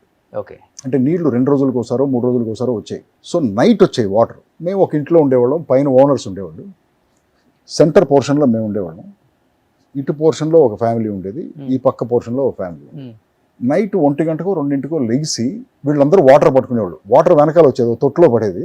ఆ తొట్టులో నుంచి దే టేక్ టర్న్స్ వాటర్ పట్టుకుని ఇంట్లో లోపల స్టోర్ చేసుకునేవాళ్ళు. సో ఆ పర్టికులర్ డే వాటర్ వచ్చే రోజు ఇది నాకు జనం చెప్పేదాన్ని బట్టి నేను కన్స్ట్రక్ట్ చేసుకున్న స్టోరీ మెంటల్గా. ఇది రకరకాల ఇన్పుట్స్తో వాటర్ పట్టుకోవడానికి మిడ్-నైట్ లేచారు. మా ఫాదర్ ఆ రోజు షూటింగ్కి వెళ్ళొచ్చారు. ఆయన షూటింగ్కి వెళ్ళొచ్చి చెవులో పోట్ అని చెప్పేసి ఇయర్ డ్రాప్స్ వేసుకుని 2 చెవుల్లోనూ కాటన్ పెట్టుకుని పడుకున్నారు ఆయన. మేమందరం పక్కనే పడుకునేవాడు, చిన్నపిల్లలం కదా, అందరం ఉండేవాడు. పడుకున్నారు. ఈవిడ లేచి నైటు వాటర్ పడుతున్నారు. సో ఈ 3 ఫ్యామిలీస్ ఎవరైతే ఉన్నారో ఈ పోర్షన్స్లో ఒక్కొక్కసారి ఒక్కొక్కళ్ళు టీ పట్టేవాడు. ఎందుకంటే ఇది ఒక 2-3 hours ప్రాసెస్ అంట. ఎందుకంటే అందరూ పట్టుకోవాలి కదా వాటర్.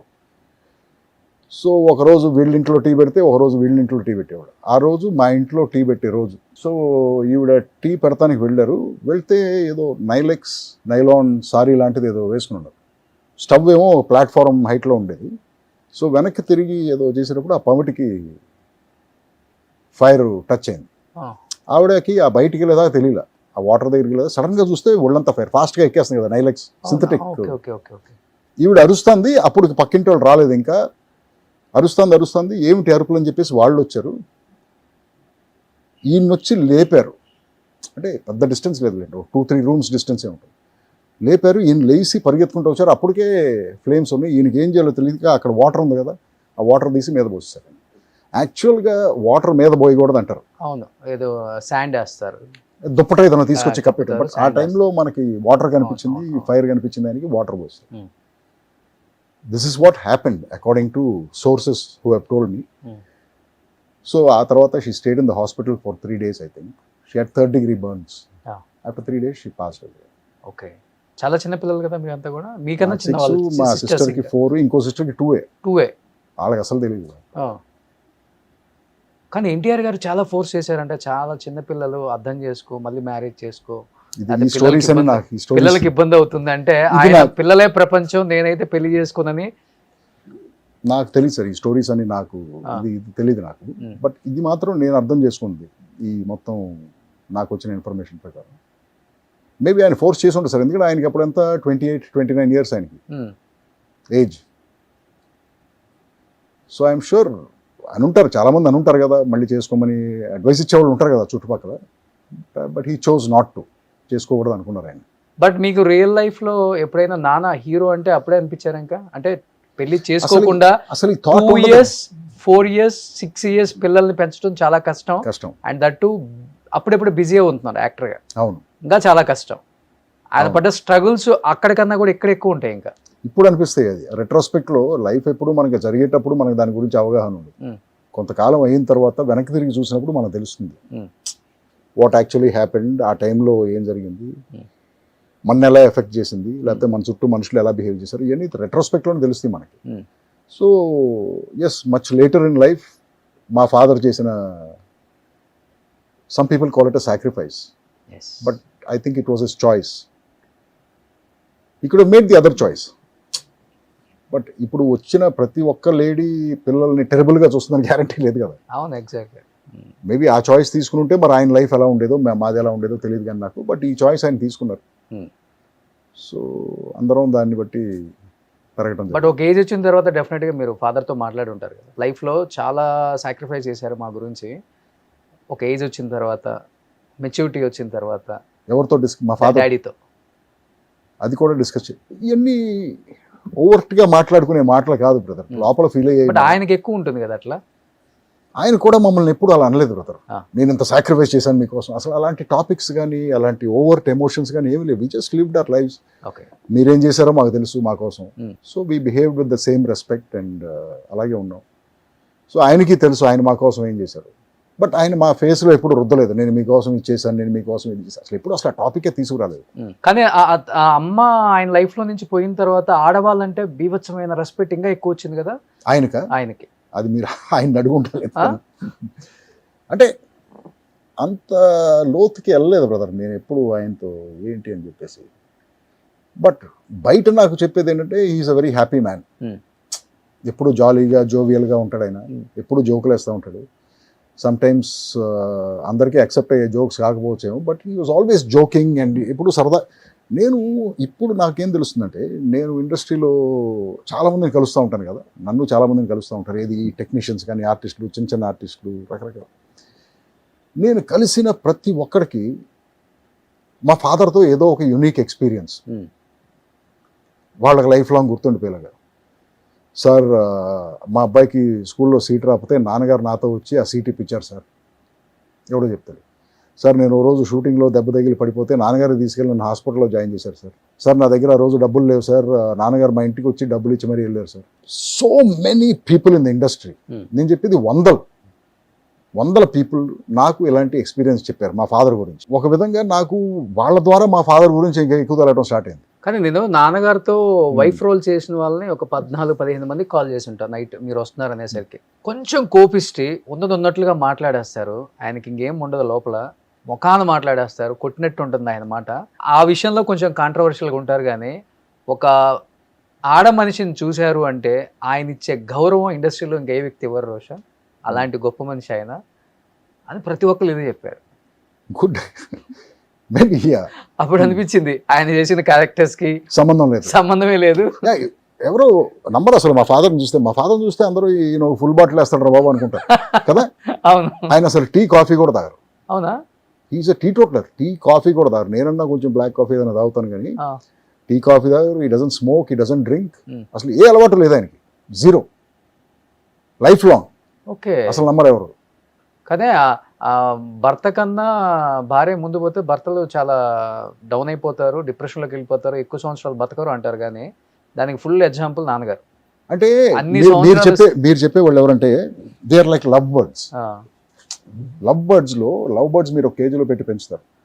చాలా రోజుల తర్వాత ఒక లవ్ బర్డ్ చచ్చిపోయిన తర్వాత ఇంకో లవ్ బర్డ్ చచ్చిపోతుంది. లైఫ్లో 40-50 సంవత్సరాలు కాపురం చేసిన వాళ్ళు ఉంటారు, husband and wife life lead చేసిన వాళ్ళు. అలాంటి వాళ్ళు లాస్ట్కి వచ్చేసరికి ఫస్ట్ ఒక పార్ట్నర్ చనిపోతే నెక్స్ట్ 2-3 yearsలో ఇంకో పార్ట్నర్ చనిపోతారు. ఇది ఎక్కువ టైము కలిసి జీవించినాడు.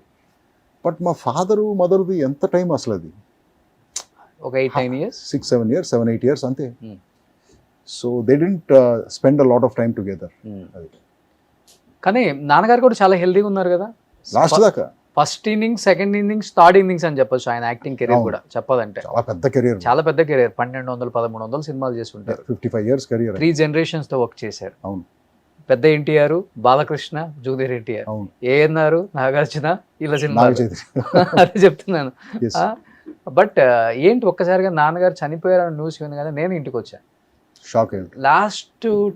లాస్ట్ ఒక 2-3 months ఎవరిని కూడా దగ్గర వాళ్ళని, తెలిసిన వాళ్ళని కూడా Last నన్ను ఒక- రావద్దు, లాస్ట్ ఒక టైంలో చూడొద్దు మీరు, నాకు చూడటానికి ఇష్టం లేదు అట్లా అని చెప్పారు. లాస్ట్ ఏమైందంటే అది నేను చాలా మందికి చెప్తాను బ్రదర్, ఇది ఒక ఏజ్ వచ్చిన తర్వాత లేదు, ఒక ఓల్డ్ పీపుల్ కింద పడకూడదు బ్రదర్. బాత్రూంలో జారి పడటం కానీ, మెట్ల మీద నుంచి పడటం కానీ, ఏ విషయం గురించి అయినా ఓకే కింద మాత్రం పడకూడదు.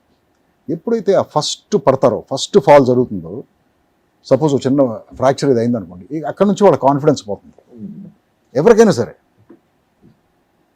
సో ఆ పడకుండా జాగ్రత్త పడాలి మనం, ఓల్డ్ పేరెంట్స్ని కానీ గ్రాండ్ పేరెంట్స్ని కానీ.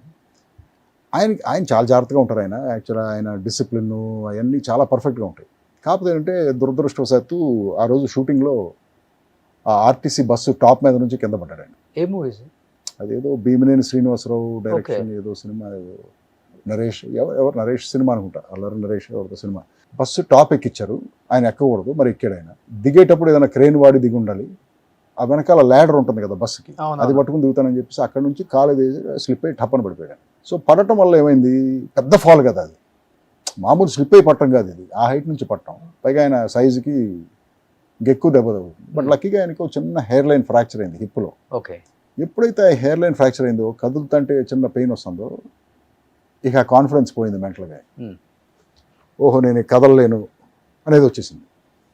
సో 3 months హాస్పిటల్ బెడ్ మీద ఉన్నాడు ఆయన.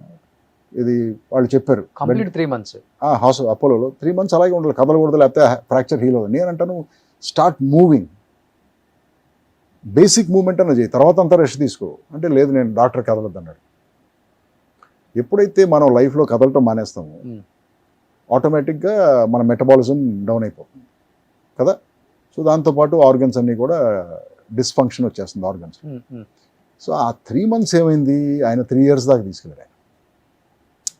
ఇక ఎందుకో కదలటం మానేశాడు ఆయన, కుర్చీలో నుంచి లగవటం మానేశాడు, అసలు కింద వాకింగ్ కూడా లేదు, ఏమీ చేయట్లేదు. అప్పటికి నేను ఒక స్టేషనరీ బైక్ తీసుకొచ్చి పెట్టి, ఫస్ట్ అట్లీస్ట్ ఖాళీగా కూర్చోకుండా కూర్చున్న సేపైనా సైకిల్ దొక్కండి. సో అది కూడా ఎందుకో ఇంట్రెస్ట్ పోయింది దానికి. సో లాస్ట్ 3 years ఇక అలా స్టేషనరీగా ఉండిపోయేసరికి ఎండ్ దగ్గరికి వచ్చేసింది అనమాట. లేకపోతే ఇంకొక 10 years ఈజీగా ఆయన 10 years ఈజీగా బతికేవారు, ఈజీగా హెల్తీగా ఉన్నారు ఆయన. సో హార్ట్ స్ట్రోక్ వచ్చేసింది మూమెంట్స్. సడన్ గా బ్రదర్ హార్ట్ స్ట్రోకే, మరి అది కూర్చున్న ఆయన అలా టప్పని వెనకబడిపోయి అది హార్ట్ అటాకే కదా.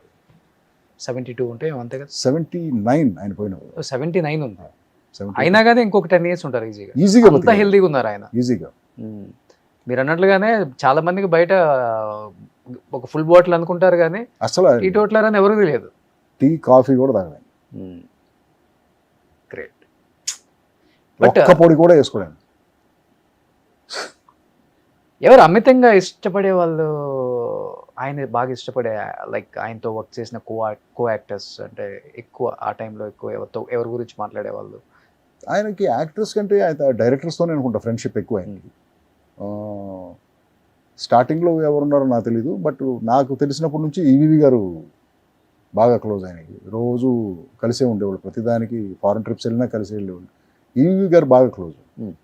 ఈవీవి గారు పోవడంతో అక్కడ కొంత డిప్రెస్ అయ్యాడు ఆయన. సో ఆ తర్వాత నుంచి ఈవీవి గారితో ఉన్నంత క్లోజ్గా అవుతారు. తర్వాత కొంత ఆయన ఎక్కువగా క్లోజ్గా చూసింది బోయపాటి శ్రీనుతో. ఓకే. కొంత ఒక చిన్న ట్రావెల్, ఒక 5-6 years ట్రావెల్. బోయపాటి సీన్ అంటే బాగా ఇష్టం ఆయనకి. సో బోయపాటి సీనుతో ట్రావెల్ ఉంది. బాలయ్య బాబు సినిమాలు అన్నిట్లలో ఉన్నారు కదా, ఉండేవాడు. But for some reason Boyapati scene అంటే చాలా ఇష్టం సార్ ఆయనకి. ఓకే. నాకు అనిపించేది. దాని తర్వాత అంతే, it was the end. But real లైఫ్లో ఆయన్ని మీరు ఎంత ఫాలో అయ్యారో మాకు తెలియదు కానీ, బట్ రియల్ లైఫ్లో ఆయన దగ్గర నుంచి మీరు నేర్చుకున్నది బెస్ట్ క్వాలిటీస్ అంటే ఏమని చెప్తారు? డిసిప్లిన్. ఆయనకున్నంత డిసిప్లిన్ నాకు తెలిసి నాకు ఎవ్వరూ లేరు సార్. 8:30 కంటే 8:30కి పడుకుంటారు, 5:30 కంటే 5:30కి లేస్తారు. షూటింగ్ 7 o'clock అంటే 6:30, 6:15కి స్పాట్లో ఉంటారు. ఆయన లేట్గా వచ్చిన చరిత్ర లేదు అసలు. చాలా విషయాలు ఆయన ఎవడన్నా రెమ్యూనరేషన్ ఇవ్వలేదంటే పర్లేదులే నెక్స్ట్ సినిమాలు ఇవ్వని చెప్పి వదిలేసేవాడు. ఈ was not hard about money also. Okay. Sir నేను ఇంతే ఇవ్వగలను, పర్లేదమ్మా నీకు అది కూడా ఇవ్వలేకపోతే నేను వచ్చి చేసి పెడతాను, ఈ టైప్ ఆఫ్ యాటిట్యూడ్ అయింది. సో ఎవరిని నొప్పించటం కానీ బాధ పెట్టడం కానీ అసలు ఆయనకి ఇష్టం ఉండదు. బట్ ఆయన మైండ్లో ఎప్పుడు ఉండదా, వైఫ్ లేరు, పిల్లలకి నేనే ప్రపంచం, బాగా సంపాదించాలి, మంచి అసెట్స్ తీసి పెట్టాలి, 2 ఆడపిల్లలు ఉన్నారు, గ్రాండ్గా పెళ్లి చేయాలి. ఆ రోజుల్లో ఉన్న ఆర్టిస్టులకి ఎవరికీ అది లేదు బ్రదర్. డబ్బులు అనేది తర్వాత 90s, లేట్ 90s 2000s తర్వాతే స్టార్ట్ అయింది.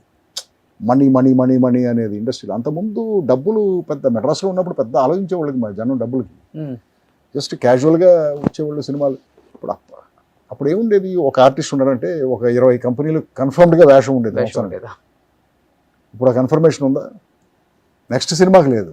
సో ప్రొడ్యూసర్స్ కూడా అలాగే ఉండేవాళ్ళు. వీళ్ళందరూ మన కంపెనీ ఆర్టిస్టులు, వీళ్ళందరికీ వేషాలు ఉండాలి. People use to take care of each other. There was a lovely bonding with in the industry. అందుకే కదా ఇన్ని సినిమాలు చేయగలిగారు మా వాళ్ళందరూ, మా ఫాదర్ లాంటి ఆర్టిస్టులు అందరూ. ఇప్పుడు అది లేదు కదా. అది ఒక్కొక్కళ్ళు 1000 పైన చేశారు చాలామంది ఆర్టిస్టులు. ఆ రోజుల్లో వచ్చిన ఆర్టిస్టులు చాలా 600, 700, 900, 1000. కానీ రవిబాబు గారు, మీకున్న టాలెంట్కి, మీ దగ్గర మీరు రాసుకునే కథలకి, మీ పెన్ను పవర్కి పెద్ద పెద్ద అంటే స్టార్స్ని పెట్టి చేయొచ్చు, అంత ఉంది మీ దగ్గర. కానీ ఎందుకని మీరు కొత్త కొత్త వాళ్ళ మీద ప్రయోగం చేస్తారు? లేకపోతే ఫేడ్ అవుట్ అయిపోయిన వాళ్ళకి మళ్ళీ లైఫ్ ఇద్దామని వాళ్ళని తీసుకొస్తారు? ఏదైనా కాన్సెప్ట్ ఉందా దానికి? లేకపోతే పెద్దవాళ్ళని మనం హ్యాండిల్ చేయలేము, వాళ్ళని అడగలేము, మనకు అవసరమా, ఇలాంటివి ఏమైనా ఉంటాయా? ఒక పెద్ద హీరోతో ఇంటరాక్ట్ అయ్యింది. నాకు కథ చెప్పొచ్చు కదా అన్నాడు ఆ హీరో. నేను కథ చెప్తాను, బట్ నేను నీకు కథ చెప్పే ముందు నువ్వు ప్రొడ్యూసర్ని కన్ఫర్మ్ చేసి ప్రొడక్షన్ని కన్ఫర్మ్ చేయ అన్నాడు. అంటే ఏంటి దాని మీనింగ్? పలానా వాడు ఈ సినిమాకి ప్రొడ్యూసరు, ఎస్ కన్ఫర్మ్డ్గా మనం ఈ సినిమా చేస్తున్నాం అని కన్ఫర్మేషన్ ఇస్తే నేను వచ్చి నీకు కథ చెప్తాను. అదేలా చెప్తాను, ముందు నువ్వు కథ చెప్తే కదా, నా కథ నచ్చితే కదా నేను తర్వాత చెప్తాను. See that is the problem for me. నేను ఒక 6 నెలలు కథ చేసి నేను నీ దగ్గరికి వచ్చి కూర్చుంటాను, నువ్వు 1 గంట అయిన తర్వాత ఇంకో కథ తీసుకురా అంటావు. నాకు 6 నెలలు పోయింది కదా ఇక్కడ. అవునా కాదు? ఓకే. అంటే నా టైంకి నీకు రెస్పెక్ట్ లేదు. సో అందుకే నేనేం అడిగా, నిన్ను ఎస్ కన్ఫర్మ్డ్గా సినిమా చేస్తున్నావు అని చెప్పు, నేను 6 నెలలు కూర్చుంటాను. బట్ నేను 6 నెలలు కూర్చున్న తర్వాత గ్యారంటీ లేదు ఆ సినిమా జరుగుతున్నప్పుడు నేను ఎందుకు బ్రదర్ ఆ సిచ్యువేషన్లో ఉండాలి? ఓకే. ఇది నాకు ఫస్ట్ ప్రాబ్లం అన్నమాట. తర్వాత రెండో ప్రాబ్లం ఏమొచ్చిందంటే, నేను ఇలాంటి ఇన్నోవేటివ్ కాన్సెప్ట్స్ ఫిల్మ్స్ చేద్దాం అనుకునేవాడిని. నేను ఇందులో ఏ కథ నీకు తీసుకొచ్చి చెప్పినా నువ్వు చెయ్యవు, నాకు క్లియర్గా అర్థమవుతుంది. అసలు నేను ట్రై చేయటం ఎందుకు అంటున్నాను. నేను ఆల్రెడీ ట్రై చేశారు. ట్రై చేయలేదు నేను, జస్ట్ నన్ను ఎవరో అడిగితే కథ చెప్పమని ఈ క్వశ్చన్ అడిగాను బ్రదర్. పెద్ద హీరోనే, చాలా పెద్ద హీరో అతను, ఇప్పుడు కూడా పెద్ద హీరో. సో అందుకని ఇక ఆ రూట్లో వెళ్ళలేదు నేను. ఇక మనకి టైం ఇంపార్టెంట్. ఎన్ని సంవత్సరాలు తీస్తాం సినిమాలు తీస్తే మ్యాక్సిమం బట్ మనం తీయటానికి బొచ్చడి కథలు ఉన్నాయి, ఐడియాలు మన మైండ్లో, బట్ ఇవన్నీ కూడా చేయలేము మనకున్న టైంకి. So I don't want to waste time. పెద్ద హీరోతో సినిమా పెట్టుకుంటే 2 ఏళ్ళు అవుతుందో 3 ఏళ్ళు అవుతుందో చెప్పలేము. అంత టైంలో నేను 3-4 ఇంట్రెస్టింగ్ సినిమాలు, నాకు నచ్చిన సినిమాలు తీసుకుంటాను. నాకు అది సినిమా సైజ్ కాదు కదా important, the power of the idea కదా ఇంపార్టెంట్. నేను కొత్త కథ తీయగలిగానా లేదా అది ఇంపార్టెంట్ నాకు, అంతేగాని అడెవడో పెద్ద స్టారో కాదో అది ఇంపార్టెంట్ కాదు నాకు. ఈ రీజన్ వల్ల నేను పెద్ద హీరోస్ దగ్గరికి వెళ్ళలేదు, అప్రోచ్ అవ్వలేదు, చేయలేదు. అది సూపర్ అసలుకి. సో క్వాంటిటీ కన్నా quality important. Exactly. Okay. Always great అది. బట్ వాళ్ళు అప్రోచ్ అవుతుంటారు కదా డెఫినెట్గా, కొంచెం కొన్నాళ్ళ తర్వాత మానేస్తారు కదా, అందరికీ అర్థమైపోతుంది కదా బ్రదర్. ఇప్పుడు యాటిట్యూడ్ అర్థమైపోయి ఎవడు మాట. పోనీ సినిమా హీరోస్ కూడా ఒక ఈగో ఉంటుంది కదా, మన దగ్గరికి రావాలనే ఫీల్ ఉంటుంది కదా, మనం అప్రోచ్ అవ్వము. సో కానీ ఇప్పుడు సినిమా పక్కన పెడితే డోంట్ గెట్ మీ రాంగ్, వీళ్ళందరూ నాకు ఫ్రెండ్సే. అదే అందరూ ఫ్రెండ్సే, we're good with each other, కలిసినప్పుడు బాగా మాట్లాడుకుంటాం, అవన్నీ ఓకే. బట్ ప్రొఫెషన్కి వచ్చేసరికి నా ఐడియాలజీ వేరు, నీ ఐడియా. కానీ రెగ్యులర్గా డప్పు కొట్టి భజన చేసే డైరెక్టర్స్ కన్నా కూడా మీలాంటి క్యారెక్టర్ ఉన్న డైరెక్టర్స్ని ఎక్కువ ఇష్టపడతారు ఇండస్ట్రీ. కాదు అది బయట పడలేరు అంతే. అంటే ఇప్పుడు కాదు బ్రదర్, ఇప్పుడు ప్రొడ్యూసరే పవర్ఫుల్ అన్న ఇండస్ట్రీ నుంచి హీరోనే పవర్ఫుల్ అన్న ఇండస్ట్రీ స్టేటస్కి వచ్చేసాం కదా మనం. ఓకే. సో ఇది మరి ఎవరి దగ్గర పవర్ ఉంటే వాళ్ళ దగ్గరికే కదా, బెల్లం దగ్గరికి చేమలు చేరినట్టు. ఇప్పుడు డైరెక్టర్ అయినా హీరోలైనా ఆ హీరో దగ్గరికే, డైరెక్టర్ అయినా ప్రొడ్యూసర్ అయినా ఆ హీరో దగ్గరికే వెళ్తారు కదా. మరి హీరోనే డిసైడింగ్ ఫ్యాక్టర్ కదా. కథ ఓకే చేసేది హీరోని చూసే సినిమాలకు వస్తున్నారు మరి. బట్ యాజ్ ఏ ప్రొడ్యూసర్గా, యాజ్ యాక్టర్గా, యాజ్ ఏ డైరెక్టర్గా చెప్పండి, సినిమా వ్యయం అనేది అప్పటికి ఇప్పటికి చాలా డిఫరెన్స్ వచ్చింది. థియేటర్స్కి వెళ్తే 300 రూపాయల టికెట్, 900 రూపాయలు, 1000 రూపాయలు రిలీజ్ రోజు వెళ్ళి జీవో తెచ్చుకుంటున్నారు, పాస్ చేస్తున్నారు. ఒక ఫ్యామిలీ సినిమాకి వెళ్ళాలంటే మినిమం 10,000 అవుతుంది.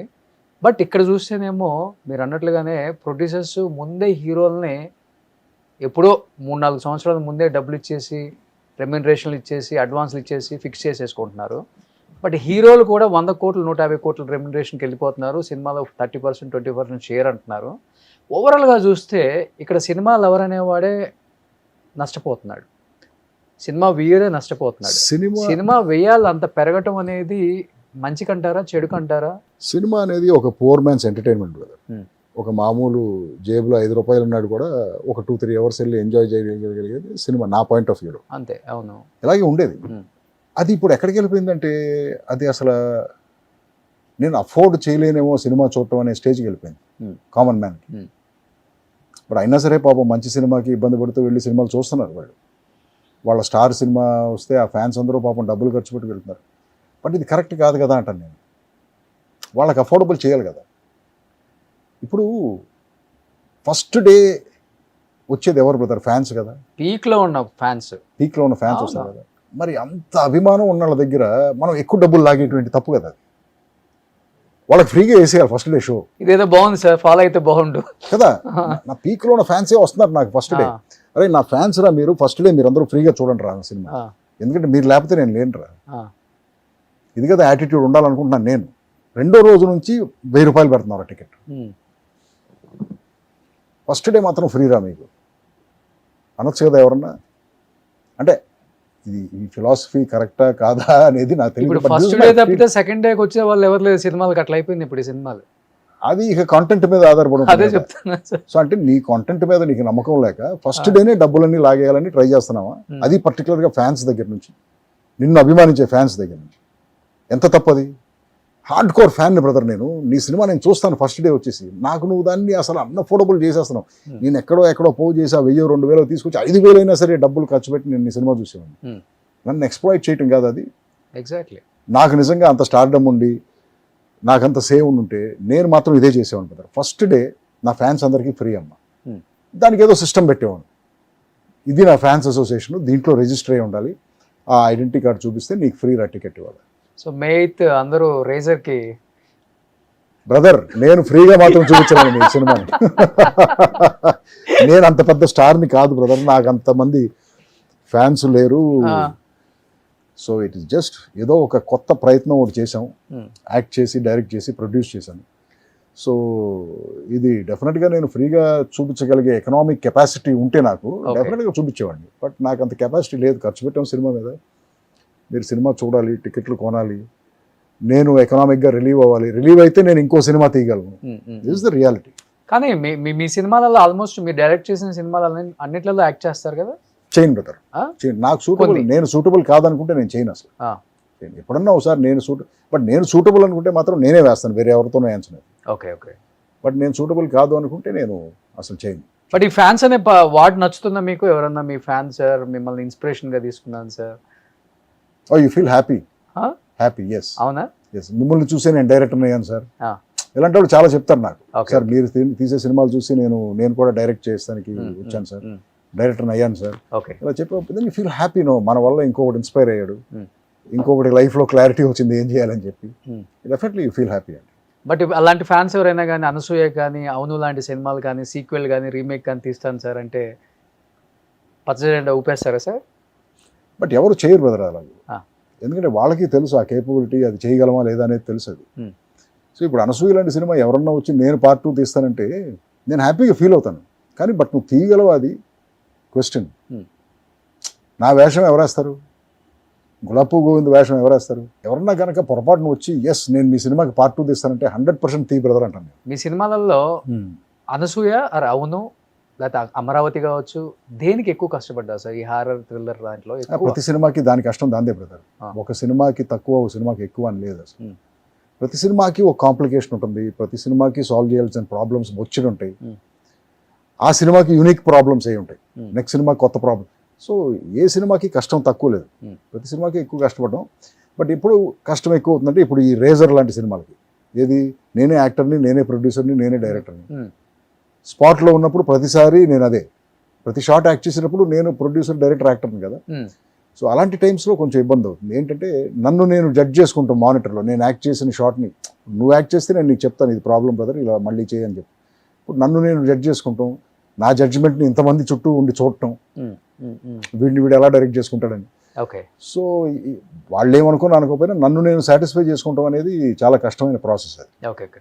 అంటే అంటే నచ్చుతుంది మీ మీ ఆలోచించే విధానం. నాకు ఇప్పుడు సోగ్గాడ్ ఉంది కదా, Hmm. దాంట్లో అది బ్లాక్ అండ్ గ్రే ఏదో కలర్స్ది, Hmm. అసలు ఆ ఆలోచన నెక్స్ట్ లెవెల్ అది. అవునవును, సూపర్ ఉంటుంది అది. అది అదే అదే ఒక డిఫరెంట్ ఎక్స్పీరియన్స్ అది. అదే కష్టం, ప్రాబ్లమ్స్ అంటే రోజు వస్తాయి కదా ప్రాబ్లమ్స్. ఇప్పుడు గోపన్నపల్లి అనే ఏరియా ఉంది చూసావా, అవును. అప్పుడు గోపన్నపల్లి ఫ్లాట్ ల్యాండ్, ఆ, కంటి చూపు మెరలో బిల్డింగ్ ఉండదు. ఇప్పుడు నువ్వు అక్కడికి వెళ్తే అన్ని హై రైజ్ బిల్డింగ్స్, విల్లాసే ఉంటాయి. వెళ్ళాల్సిందే. అవును. బట్ అప్పుడు ఏముండేది కదా, అక్కడ ఫ్లాట్గా ఉండేది ల్యాండ్. నేను ఆ ఫ్లాట్ ల్యాండ్ కోసం ఎత్తుకుంటూ వెళ్ళి గోపన్నపల్లి వెళ్ళాను. నేను ఉమ్. చూస్తే ఈ ఫ్లాట్ ల్యాండ్ ఉంది. ఓహో ఇక్కడ తీద్దాం సాంగ్ అనుకుని 2 సాంగ్స్ తీసాం అక్కడ, అల్లర్లో ఒకటిను, సోగ్గాడ్లో ఒకటి. ఓకే. సో ఆ ఫ్లాట్ ల్యాండ్లో ఏం చేసాం, నాకు పిచ్చి పిచ్చి ఆలోచనలు కదా ఆ రోజుల్లో. ఇక్కడ ఏంటంటే ఇక్కడ ఒక విండ్ మిల్లు కడదామన్నాను. విండ్ మిల్లు ఇక్కడ ఏంటి అన్నారు, సరే కడదామన్నారు, కట్టాం విండ్ మిల్లు. నేల మీద ఒక పెద్ద 40 అడుగుల క్లాక్ ఉండాలన్నాను. ఆ. ఈ క్లాక్లో ఒక పియానో ఉండాలి. పియానో ఆగిపోతుంది, పియానో ఎంతే ఉంటుంది ఆగిపోతుంది, కానీ దాని కీస్ మాత్రం ఒక 15-20 అడుగులు ఉండాలని. పియానో కంటే ఎక్కువ కీస్ ఉండాలి. ఓకే. సో ఇలాంటి మ్యాడ్ ఐడియాస్తో, అబ్స్ట్రాక్ట్ ఐడియాస్తో ఆర్ట్ డైరెక్షన్ చేశాం. ఉమ్. డాన్సర్లు అన్నారు, డాన్సర్లు అందరూ ఉంటారు బ్రదర్, కానీ అందరూ బొమ్మలే. ఉమ్. వాళ్ళు కూడా పాతేసి ఉంటాము, సగం బాడీ భూమి లోపల ఉంటుంది, సగం బాడీ పైన ఉంటుంది. ఉమ్. ఇలాంటి ఆర్ట్ డైరెక్షన్. బట్ నా మ్యాడ్నెస్ని యాక్సెప్ట్ చేసి మా వాళ్ళందరూ క్రియేట్ చేసేవాళ్ళు ఇవన్నీ. ఓకే. చేసిన తర్వాత ఒక సీక్వెన్స్ ఏదో తీస్తున్నాం. అప్పుడు ఆర్ట్ డైరెక్టర్ కూడా అప్పటికి ఇన్ఎక్స్పీరియన్స్డ్, 2వ సినిమానో 3వ సినిమానో. ఓకే. విండ్ మిల్ అయితే కట్టాడు, కానీ దానికి ఫౌండేషన్ వేయాలనేది మర్చిపోయాడు. ఓకే. 40 feet విండ్ మిల్ కట్టాడు స్టీల్తో, ఫౌండేషన్ వేయాలి, అలా నిలబెట్టేశాడు నేల మీద. ఆ, డాన్సర్లు ఉన్నారు, ఎండ కదా, ఆ విండ్ మిల్ పక్కన వెళ్ళి ఒక 6 డాన్సర్స్ కూర్చున్నారు. ఆ. నేను షార్ట్ రెడీ అని చెప్పేసి కమ్ అన్నాను. వాళ్ళు 6 డాన్సర్స్ పరిగెత్తుకుంటూ వచ్చారు బ్రదర్. వాళ్ళ వెనకాల విండ్ మిల్ అలా పడుతుంది ఉమ్. నా కళ్ళ ముందు. ఉమ్. జస్ట్ మిస్ బ్రదర్, ఇలా ఎడ్జ్ ఇలా క్రాస్ అయ్యారు, విండ్ మిల్ ఎడ్జ్ వచ్చి ఇలా టప్ అని పడింది. అరే. సో ఇలాంటి ప్రాబ్లమ్స్ జరుగుతూ ఉంటాయి. ఇప్పుడు షూటింగ్ చేయాలి, Hmm. నైట్ ఇప్పుడు విండ్ మిల్ని మళ్ళీ లేపాలి పైకి, ఎలా లేపుతాం? అప్పుడు ఇండస్ట్రియల్ క్రెయిన్స్ ఇలాంటివి వస్తున్నాయి అనమాట. సో 2 క్రెయిన్స్ తెప్పించి విండ్ మిల్ లేపి మళ్ళీ సెక్యూర్ చేసేదని మళ్ళీ. సో ప్రతి సినిమాకి ఏదో ఒక ప్రాబ్లం ఉంటుంది. అలాగే ఇప్పుడు రేజర్ ఉంది, రేజర్కి ఒక యాక్షన్ ఎపిసోడ్ అనుకున్నాను, ఒక 120 కార్లు కావాలనుకున్నాను. Hmm. స్క్రాప్, రకరకాల కార్లు. Hmm. 120 కార్లు ఎక్కడ దొరుకుతుంది నీకు అసలు? స్క్రాప్ ఎతికాం, ఒక ప్లేస్కి తీసుకురావాలి. ఈ 120 కార్లని ఒక ప్లేస్కి తీసుకొచ్చి అసెంబుల్ చేసి దీంట్లో ఒక 25 కార్లు పైన ఉండాలన్నా, పైన రూఫ్ మీద ఏలాడుతూ ఉండాలని. ఓకే. ఈ లాజిస్టిక్స్ విని కంగారు పడిపోయారు మా వాళ్ళందరూ. సరే అప్పుడు కొంతమంది వెళ్ళి కొన్ని కార్లు కట్టేసరికి అల్యూమినియం ఫ్యాక్టరీలో ఆ షెడ్ అలా వంగటం స్టార్ట్ అయింది. ఆ వెయిట్కి వెయిట్కి భయపడిపోయారు అందరూ. సరే మళ్ళీ అప్పుడు స్ట్రక్చరల్ ఇంజనీర్స్ని తీసుకొచ్చి నా. మళ్ళీ ఒక 3 టన్నులు స్టీల్ కొని ఉమ్. రూఫ్ అంతా రీఇన్ఫోర్స్ చేసి మళ్ళీ వెల్డర్స్తో పెద్ద ఇంజనీరింగ్ పని. అప్పుడు మళ్ళీ కార్లు కట్టి టెస్ట్ చేసి, Hmm. రోజు భయమే, కానీ ఆ కార్ల కింద నడిచేవాళ్ళు మేము. షూటింగ్ ఏది ఊడి పడుతుందో తెలియదు. సో అలా ప్రతి సినిమాకి ఒక లాజిస్టికల్ ప్రాబ్లం ఏదో ఒకటి ఉంటుంది మనం అనుకున్నప్పుడు. బట్ దానికి ఏదో సొల్యూషన్ కూడా ఉంటుంది, బట్ దానికోసం జాగ్రత్తగా ఎతకాలి మనం. ఇప్పుడు అనిపించలేదా హాలీవుడ్కి వెళ్ళిపోతాం ఇక్కడ ఎందుకు మనకని? ఎప్పుడు అనిపించలేదు బ్రదర్, ఎప్పుడు అనిపించలేదు. కోర్స్ కూడా అక్కడే చేసి వచ్చారు కదా. అంటే ఎప్పుడు అనిపించలేదు. అంటే మనం కంటిన్యూస్గా సినిమా తర్వాత సినిమా చేసుకుంటూ వెళ్ళిపోతాం. Hmm. సినిమా అనేది అక్కడ చేసినా ఇక్కడ చేసినా ఒకటే బ్రదర్. ఆ క్రియేటివ్ కిక్ అదే కదా. అంటే మన ఆడియన్స్ యాక్సెప్ట్ చేస్తారులే. ఏంటి డిఫరెన్స్ ఏంటి? సినిమా తీయటం ప్రాసెస్ అక్కడైనా ఇక్కడైనా ఒకటే కదా. Go through the same process, right the script, do casting, do production, అక్కడైనా అదే చేస్తాం మనం. ఈ టైటిల్స్ కూడా డిఫరెంట్గా ఉంటాయి సార్, మీకే వస్తుంది ఆలోచన? ఏం టైటిల్స్? ఈ మ్యాడ్ ఆలోచన cinema titles. Cinema titles yeah, అంటే ఆ టైంకి అనిపిస్తుంది బ్రదర్ ఏం టైటిల్ పెట్టాలి. నేనేం చూస్ చేస్తానంటే బాగా ఈజీగా ఉన్న వర్డ్స్ కోసం వెతుక్కుంటాను. క్యాచీగా ఉండాలి, క్యాచీగా, తొందరగా కనెక్ట్ అవ్వాలి. మీకు తొందరగా కనెక్ట్ అయిందంటే గుర్తుండిపోద్ది కదా. రేజర్ కూడా అలాంటి మాటే. అదే రేజర్ అంటే అందరికీ తెలుసు కదా, అది గడ్డం తీసుకునే ప్రతి ఒక్కరికి రేజర్ అంటే ఏంటో రేజర్ తెలుసు. అంటే తెలుస్తుంది. సో అది అందుకు పెట్టాను. తర్వాత ఆ రేజర్లో మాత్రం ఈసారి టైటిల్ పెట్టేటప్పుడు ఆర్ అనే అక్షరం, ఓ అనే అక్షరం కంపల్సరీగా ఉండాలని అలాంటి టైటిల్ కోసం వెతికాం. ఆర్ ఓ ఓ రేజర్లో ఉంది కదా, ఆరు ఓ ఉన్నాయి, అలా ఆర్ అండ్ ఓ కంపల్సరీగా ఉండే పేరే కావాలనుకుని దానికోసం వెతికి రేజర్ అని ఫిక్స్ చేసాం. ఓకే. దానికి ఒక రీజన్ ఉంది. సెంటిమెంట్ ఫీల్ అవుతారు అట్లా? సెంటిమెంట్ కాదు, it is a scientific reason. Numerology కూడా కాదు. సొనోరిక్ వాల్యూ అని ఒకటి ఉంటుంది. అంటే ప్రతి అక్షరానికి ఒక పవర్, అది చెప్పినప్పుడు అవతల రీకాల్ వాల్యూ, ఆల్ఫాబెట్స్ అన్నిటికీ అది క్యాల్కులేట్ చేసి ఉంచారు. దాన్ని సొనోరిక్ వాల్యూ అంటారు. సో కొన్ని వర్డ్స్కి కొన్ని అక్షరాలు ఉంటే సొనోరిక్ వాల్యూ చాలా హై ఉంటుంది. సో ఆర్ అండ్ ఓ ఉన్న వర్డ్స్ ఏవైతే ఉంటాయో వాటికి సొనోరిక్ వాల్యూ ఎక్కువ. అంటే ఆ వర్డ్కి పవర్ కూడా ఎక్కువ ఉంటుంది, at the same time recall value కూడా ఎక్కువ ఉంటుంది. ఆ పేర్లు ఉన్న వాళ్ళన్నీ చాలామంది పాపులర్ నేమ్స్కి కానీ టైటిల్స్కి కానీ మనుషులకు కానీ ఆర్ అండ్ ఓ ఉంటాయి పేర్లలో. I'll give you an example.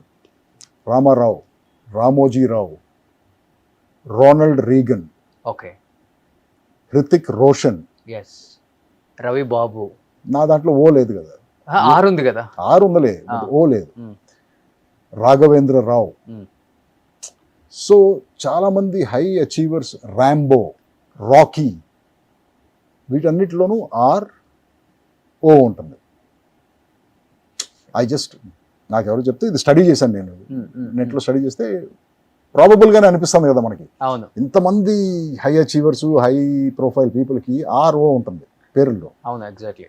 So అందుకని చెప్పి ఆర్ ఓ ఉన్న టైటిల్ కోసం వెతికితే మనకి రేజర్ అనేది ఒకటి అనిపించింది. ఇది బాగానే ఉంది కదా టైటిల్ అని చెప్పి అలా ఫిక్స్ చేసి. క్యాచీగా కూడా ఉంది.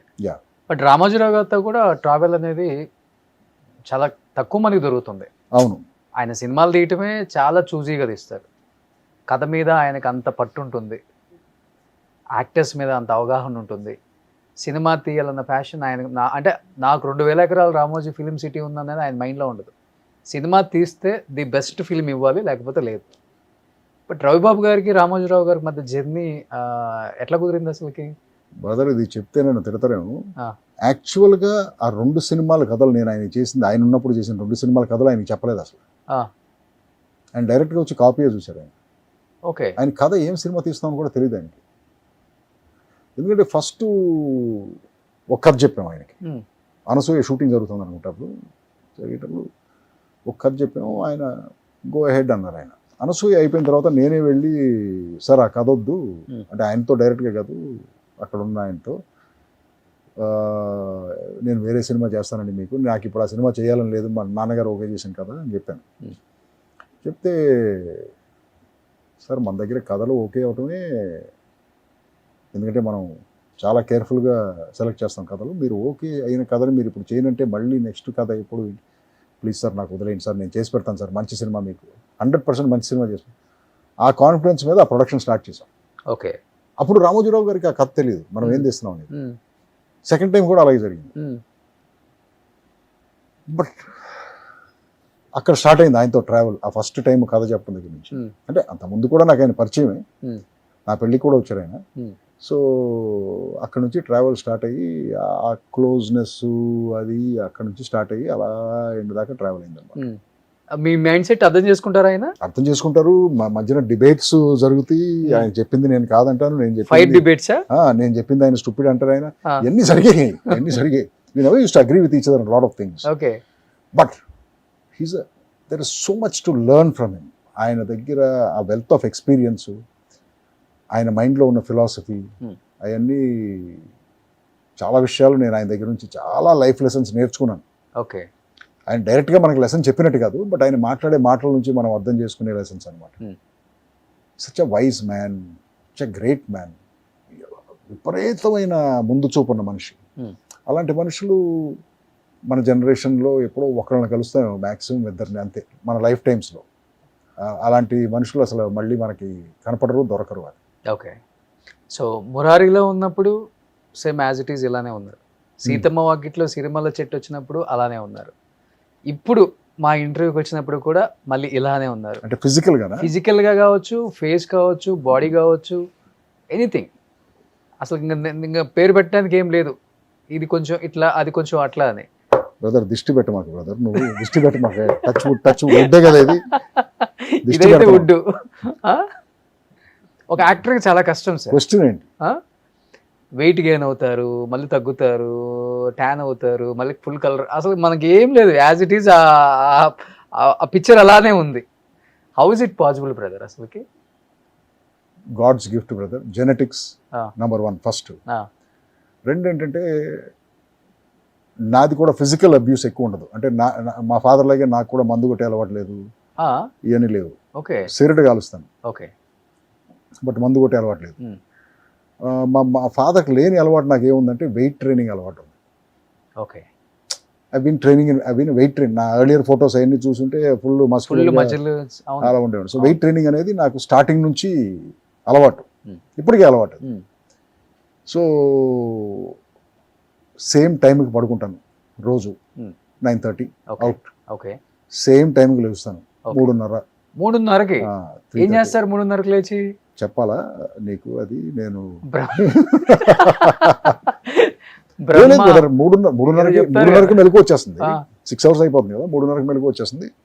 మెల్లగా లేచి కాఫీ పెట్టుకుని బాల్కనీలోకి వెళ్ళి మా ఇంట్లోంచి సిటీ అంతా కనపడతా ఉంటుంది. మార్నింగ్ కాఫీ తాగొచ్చా? నేను తాగుతాను బ్రదర్. గ్యాస్ట్రిక్ ఇష్యూస్ అంటారు. దేవుడి దయవల్ల బ్లాక్ కాఫీయా?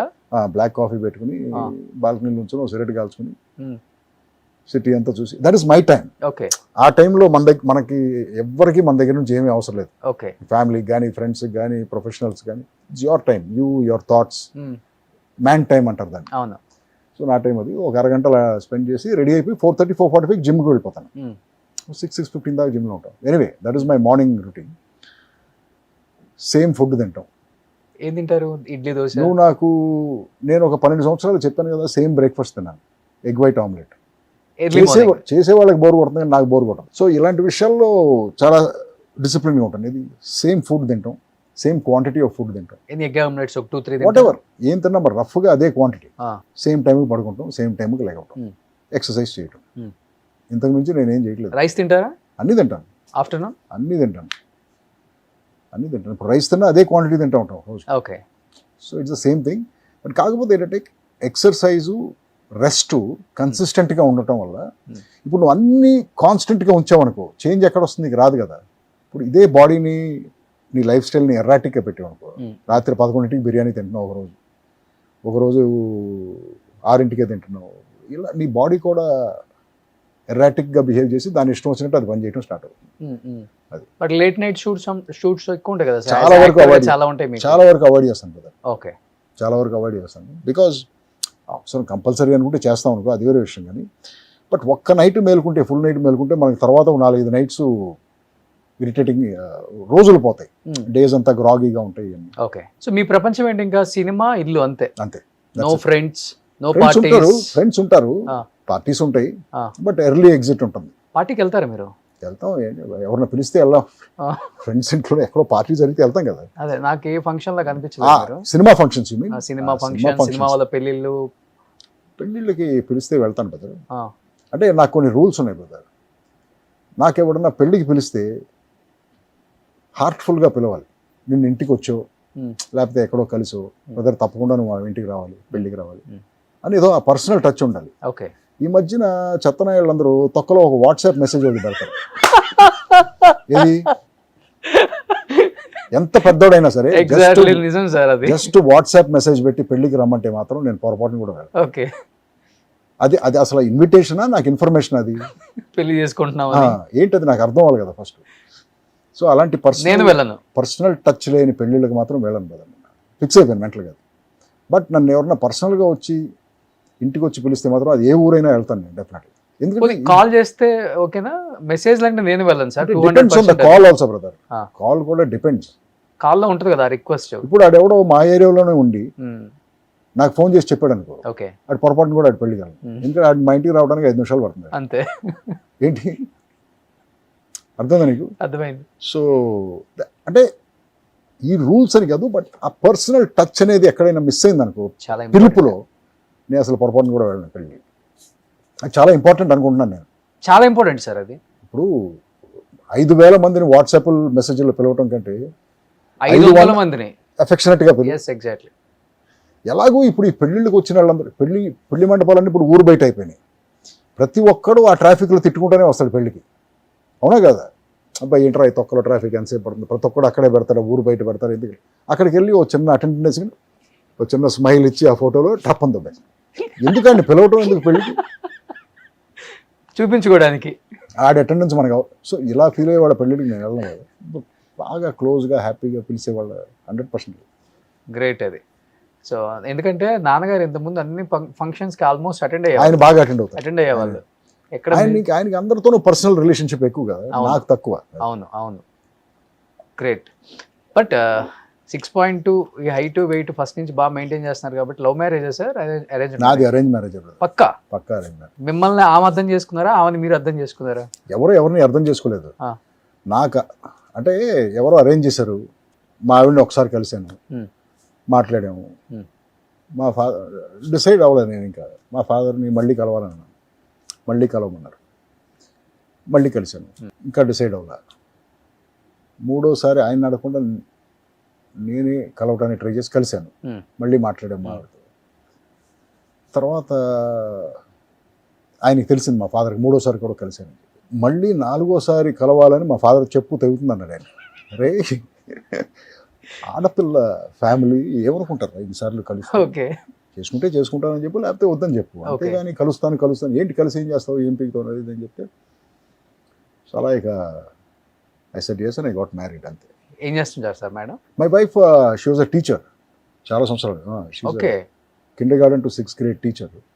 చాలా సంవత్సరాలు షీ వాజ్ అ టీచర్ ఉంది. ఈ మధ్యన మానేసి నౌ షీస్ బికమ్ మళ్ళీ కాలేజ్లో జాయిన్ అయింది to study psychology, counselling pass అయింది. Now I think she wants to counselling ఏదో చేద్దాం అనుకుంటాను. బట్ ఈ సినిమా వాళ్ళతో cinema they come from army background.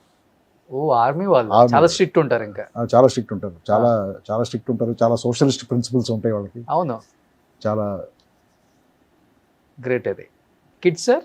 ఇద్దరు కాలేజ్. సో మా అమ్మాయిది ఇప్పుడు గ్రాడ్యుయేట్ అవుతుంది ఈ మేలో, MBA చేస్తుంది రట్గర్స్లో యూఎస్లో. మా అబ్బాయిది MS ఫైనాన్స్ అయిపోయింది.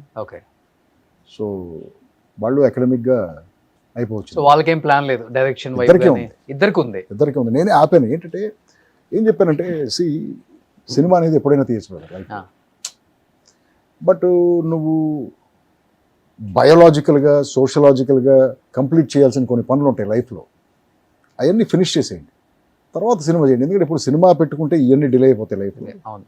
సో ముందు ఇవన్నీ ఫినిష్ చేసేసి తర్వాత మీరు ఇష్టం, what ever you want you can do. Great.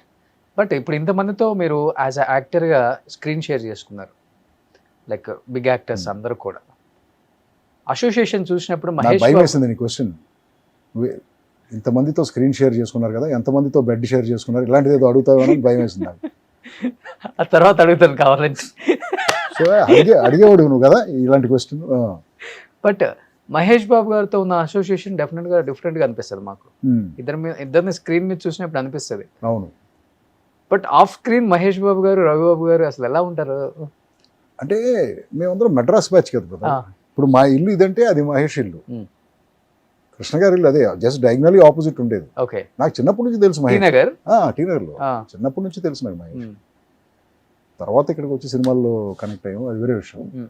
But చాలా జోవియల్గా ఉంటాడు, చాలా సరదాగా ఉంటాడు మనిషి. Like very cool, just with the friend. Yeah. But మురారిలో, సీతమ్మ వాకిట్లో సిరిమల్ల చెట్టు ఇంచుమించు అంటే మీ కట్అవుట్కి, మీరు చేసిన క్యారెక్టర్స్కి, మీరు డైరెక్షన్ చేసే సినిమాలకి సంబంధం లేకుండా ఉంటాయి మీరు యాక్ట్ చేసే సినిమాలలో. ఒప్పుకోవాల్సి వస్తుందా సార్? అంటే క్యారెక్టర్ డిమాండ్ చేస్తుందా మిమ్మల్ని? డెఫినెట్గా రివోల్వ్ చేస్తేనే బాగుంటుంది ఈ క్యారెక్టర్ ఫీల్ అవుతారా యాక్టర్స్ కానీ డైరెక్టర్స్ కానీ? డైరెక్టర్ ఫీల్ అవ్వాలి. డైరెక్టర్ ఫీల్ అయితేనే మనకి ఆ క్యారెక్టర్ వస్తుంది, లేకపోతే ఎలా వస్తుంది? డైరెక్టర్ అనుకోవాలి ఈ క్యారెక్టర్కి. కాస్టింగ్ అంటే అదే కదా మరి. కాస్టింగ్ అనేది ఒక పెద్ద ప్రాసెస్ కదా. కాస్టింగ్ మరి ఆ క్యారెక్టర్కి సరిపోయేవాడిని పెడితేనే కదా ఆ క్యారెక్టర్ పండుద్ది. సో డైరెక్టర్లు అనుకోబట్టి నాకు అలాంటి వేషాలు వచ్చినాయి. కృష్ణవంశీ అనుకున్నాడు కాబట్టి మురారి వచ్చింది. సీతమ్మ వాకిట్లో డైరెక్టర్ అనుకున్నాడు కాబట్టి నాకు ఆ వేషం ఇచ్చాడు. ఓకే. కానీ కొన్ని క్యారెక్టర్స్ అప్లికేషన్ మీద చేయాల్సి వస్తుందా? కొన్ని అనిపిస్తుంటది మిమ్మల్ని చూస్తున్నప్పుడు సినిమాలలో. నేను అసలు ఆబ్లిగేషన్ మీద ఏది చేయను, ఏది చేయరా? పొరపాటును కూడా చేయను. ఆ. ఎందుకంటే మనం ఎప్పుడైతే ఆబ్లిగేషన్ మీద చేస్తామో అదే బుక్ అవుతాం, ఆ. అదే బిగ్గెస్ట్ మిస్టేక్ అవుతుంది. అవును. సో ఏది రాంగ్ రీజన్ కోసం చేయకూడదు బ్రదర్ లైఫ్లో. సో ద రైట్ రీజన్ కోసమే ఆ పని చేయాలి. రాంగ్ రీజన్ కోసం మనం చేసిన పనులన్నీ మనకి ఎదురొస్తాయి, ఎదురు దెబ్బ తగులుతాయి. అది నమ్ముతారు మీరు? 100%. ఫిలాసఫీ. 100%. బట్ మధ్య ఎందుకంటే కంటిన్యూగా సినిమాలు చేస్తూ చేస్తూ ఒక్కసారిగా యాక్టర్గా తగ్గించేశారు. యాక్టర్గా తగ్గించేసానంటే నాకు అలాంటి ఆపర్చునిటీస్ వస్తే చేసేవాడిని, మంచి ఆపర్చునిటీస్ వస్తే చేసేవాడిని. బట్ ఎవరు రాస్తున్నారు అలాంటి ఆథర్ బ్యాక్డ్ రోల్స్? ఇతను వేయాలి ఈ వేషం, కానీ ఇతనికి నేను రైటర్గా నేను ఈ వేషాన్ని ఇలా చెక్కాలి, చెక్కి ఈ నువాన్సెస్, ఈ ఆర్కు ఇదంతా ఇలా ఉండాలని చెప్పేసి ఎవరు రాస్తున్నారు? అలా ఎవరు రాయట్లేదు కదా ఇప్పుడు కథలు. రైటర్సే లేరు కదా బ్రదర్ ఇండస్ట్రీలో, తగ్గిపోయారు కదా. డైరెక్టర్లే పాపం కథలు రాసుకుంటున్నారు, వాళ్ళే తీస్తున్నారు, అంతేగాని ఇంత ముందులాగా లేదు కదా. కానీ ఇప్పుడు వచ్చిన టెక్నాలజీ మీద ఫోకస్ ఎక్కువ పెట్టి యాక్టింగ్ మీద కూడా చాలా తగ్గించారని చెప్పుకోవచ్చు సార్. ఎవరు? అంటే ఒక యాక్టర్ దగ్గర నుంచి రావాల్సిన, మీరు అన్నారు నాన్నగారు చేయాల్సినంత గొప్ప క్యారెక్టర్లు చేయలేదు ఆయన దానికి అన్నారు కదా.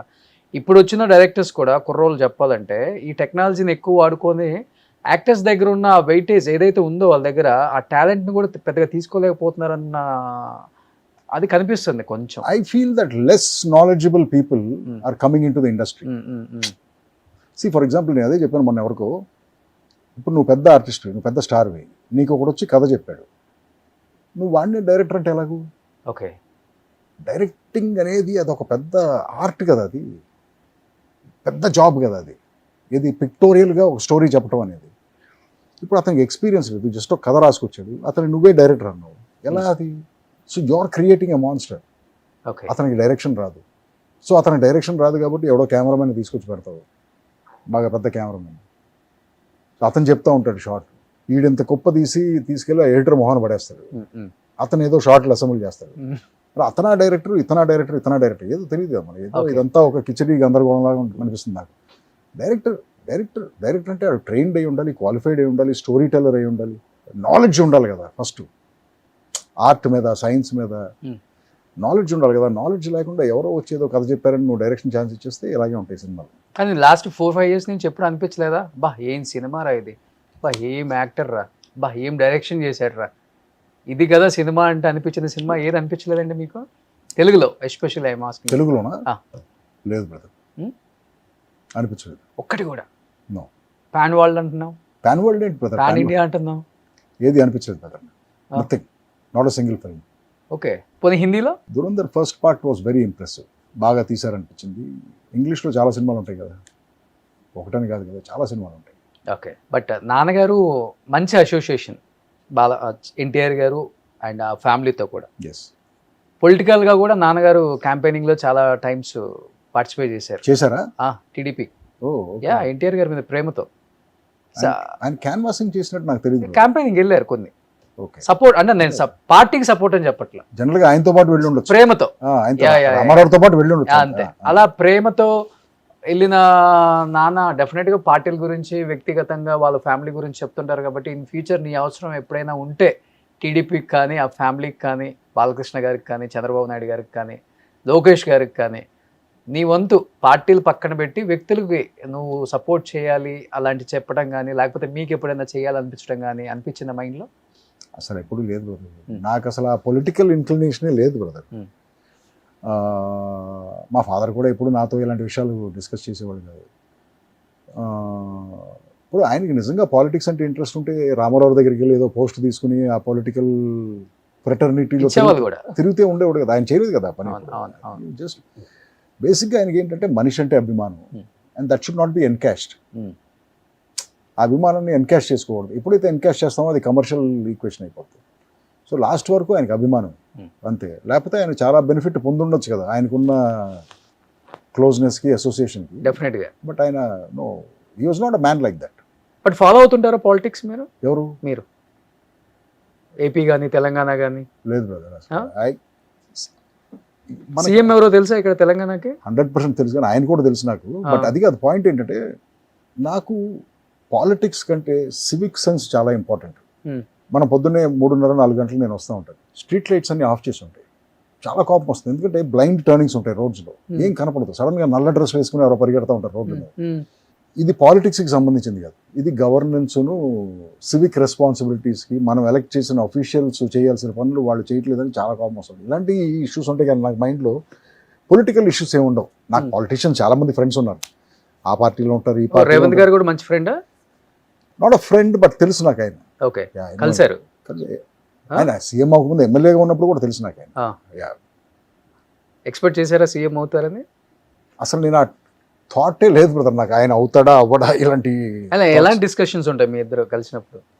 Very cordial brother. Only cinema, కూర్చొని రాజకీయం. గంటలు గంటలు తరగడం ఎప్పుడన్నా కలిసినప్పుడు హలో బ్రదర్ ఏంటి ఎలా ఉన్నారు అంతే అంతే ఉంటుంది. కానీ నేను సినిమా ఆర్టిస్ట్గా ఆయన తెలుసు, ఆయన పాలిటిషియన్ అన్నారు, ఇంతే ఉంటుంది. అంతేగాని it's not a personal friendship or anything. Okay okay okay. So AP ఎక్కువ ఫాలో అవుతుంటారు? ఏపీ కూడా నేను ఫాలో అవును. నేను అసలు ఏది ఫాలో అవును బ్రదర్, నాకు అసలు నాకు సంబంధించిన విషయం కానీ నేను ఏది ఫాలో అవును brother. Okay okay. But Chandrababu గారు అరెస్ట్ బాగా ఫీల్ అయ్యారని విన్నాను సార్. 100%. I felt bad.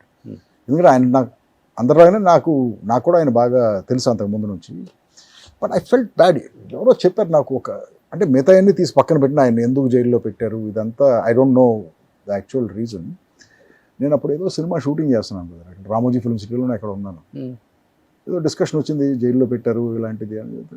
జైల్లో పెట్టారు అప్పటికే 1 week ఎంత అయింది అనుకుంటా. మన ఇండస్ట్రీలో నుంచి ఒక షాకింగ్ సైలెన్స్. అసలు ఎవరు మాట్లాడలేదు దీని గురించి. సమ్వేర్ పరోక్షంగా అయినా సరే తెలుగు సినిమా ఇండస్ట్రీకి ఎన్టీఆర్ ఫ్యామిలీకి కనెక్షన్ ఉంది కదా. సమ్వేర్ ఒక డైరెక్ట్ అసోసియేషన్ లేకపోయినా కూడా ఇందులో ఉన్న చాలామంది ఎమ్మెల్యేలు ఎంపీలు చేశారు. డైరెక్ట్గానో ఇండైరెక్ట్గానో ఆ పార్టీ నుంచి కానీ ఆ సీఎంస్ దగ్గర నుంచి కానీ బెనిఫిట్ పొందారు చాలామంది. పిన్ డ్రాప్ సైలెన్స్, ఎవరు మాట్లాడలేదు జైల్లో. నాకు ఒకే ఒక విజువల్ నాకు చాలా ఇబ్బంది అండి. ఒక 73-year-old మ్యాన్ సీఎం చేసిన అతను, maybe whatever may be the case, subject to ఇన్వెస్టిగేషనే కదా, ప్రాపర్ టాయిలెట్ కూడా ప్రొవైడ్ చేయకుండా ఒక ఇండియన్ టాయిలెట్ ప్రొవైడ్ చేసి అతన్ని ఇబ్బంది పడుతున్నాడు ఆయన అని చెప్పేసి తెలిసింది. That I felt bad. 73 years మనిషికి మోకాళ్ళు, how do you use an Indian toilet? అప్పుడు ఐ మేడ్ దట్ స్టేట్మెంట్. ఆ స్టేట్మెంట్ కూడా ఏంటి, it is just a request, please release, అంతే కదా నేను చెప్పింది. ఫస్ట్ ఆ ఇండస్ట్రీ సైలెన్స్తో చిరాకు వచ్చింది నాకు. 2 ఇది పాపం అనిపించింది. ఎవరు కనీసం ట్వీట్ కూడా చేయలేదు. నథింగ్. ఎందుకని, దేనికి భయం? To make a request. ఇప్పుడు ఇమ్రాన్ ఖాన్ అక్కడ జైల్లో ఉన్నారు. ఆయన ఎంతమంది మన క్రికెటర్స్ రిక్వెస్ట్ పెడుతున్నారు, గవాస్కర్ గారి దగ్గర నుంచి కపిల్ దేవ్ అందరూ రిక్వెస్ట్ పెడుతున్నారు కదా, ప్లీజ్ ఆయన్ని హ్యూమన్గా చూడండి జైల్లో. బికాస్ ఏంటంటే వీళ్ళందరూ గ్రేట్ అచీవర్స్ కదా బ్రదర్. ఎగ్జాక్ట్లీ. ఎక్కడో ఏదో తప్పు చేసి ఉండొచ్చు, లేకపోతే వేరే పొలిటికల్ మోటివేషన్స్ వల్ల జైల్లో పెట్టి అవన్నీ అయ్యి ఉండొచ్చు. బట్ ఆ బేసిక్ హ్యూమన్ డిగ్నిటీతో ట్రీట్ చేయాలి కదా మనిషిని, ఎస్పెషల్లీ ఆ స్టేచర్ ఉన్న మనిషిని. Imran Khan prime minister of Pakistan. So అలా అదే అనిపించింది అనమాట అప్పుడు. ఆ తర్వాత నేను మళ్ళీ ఆయన్ని కలవలేదు, నేనేం చేయలేదు, జస్ట్ అది ఆ వీడియో పెట్టడం తప్ప. రేజర్ May 8th రిలీజ్ అవుతుంది కదా. అవును. అలా సక్సెస్ మీట్లకి వెళ్ళినప్పుడు ఒక హాయ్ చెప్పారండి, ఏముంది? నేను అది కూడా చేయను బ్రదర్, సక్సెస్ మీట్లు ఇవన్నీ చేయను బ్రదర్. మీకు ఇష్టం ఉండదు కదా? నాకు ఇష్టం ఉండదు. The film should talk for it self brother. Cinema దాని గురించి అది మాట్లాడుకోవాలి కానీ, బట్ నేను వెళ్ళి సక్సెస్ మీట్లు పెట్టి ఇలా డబ్బా కొట్టుకుంటాం ఇవన్నీ నాకు ఇష్టం ఉండదు. Okay okay. సో ఇందాక నేను ఒకటి అడుగుతుంటే మీరు ఏదో బెడ్ షేర్ అన్నారు, ఎందుకని సార్ అది? కాదు, ఇప్పుడు నేను ఇంటర్వ్యూకి వెళ్తే ఇలాంటి పిచ్చి పిచ్చి క్వశ్చన్లన్నీ అడుగుతూ ఉంటారు నన్ను. అందుకు మీరు సడన్గా ఇదేమన్నా వస్తారేమో ఈ సైడ్ అని చెప్పి ముందే హింట్ ఇచ్చాను, అటు వెళ్ళొద్దు బ్రదర్. అంతేనా? ఓకే. డెఫినెట్ గా మీకు ప్రపోజల్స్ వచ్చి ఉంటాయి, అది వేరే విషయం. ఏం ప్రపోజల్స్? మంచి హైట్ బాగుంటారు కాబట్టి. I choose not to comment on this. అంతేనా? వచ్చినాయి. I neither confirm Nar deny what you're saying. అంటే ఆ టైంలో ఆన్సర్ చేశాను కదా, నువ్వు నన్ను అడిగింది నేను కన్ఫర్మ్ చేయట్లేదు, కాదని చెప్పట్లేదు. ఓకే, నీ ఇష్టం, నువ్వు ఎలా అర్థం చేసుకుంటే అర్థమైపోయింది, ఆడియన్స్కి అర్థమైపోయింది. So anyhow, first of all thank you Ravibabu గారు. ఎందుకంటే చాలా ఇయర్స్ తర్వాత మాకు కావాల్సిన, అంటే ఇలాంటి సినిమాలు మేము మిస్ అవుతూనే ఉన్నాం. ఎస్పెషల్లీ రవిబాబు గారు ఫిలిమ్స్ అంటే ఒక సపరేట్ ఆడియన్స్ బేస్ ఉంటుంది ఎక్కడైనా కానీ, ఏపీఆర్ తెలంగాణ అండ్ వేరే స్టేట్స్లో ఉన్న తెలుగు వాళ్ళు కావచ్చు, ఎవరైనా కావచ్చు, ఇలాంటి సస్పెన్స్ హారర్ వాళ్ళందరూ కొంచెం ఓపిక చేసుకుని May 8th వచ్చి నా సినిమా చూస్తారని చెప్పి ఐఎమ్ హోపింగ్. ఎందుకంటే మీకోసం తీసిన సినిమా అనేది చాలా కష్టపడి తీసాం.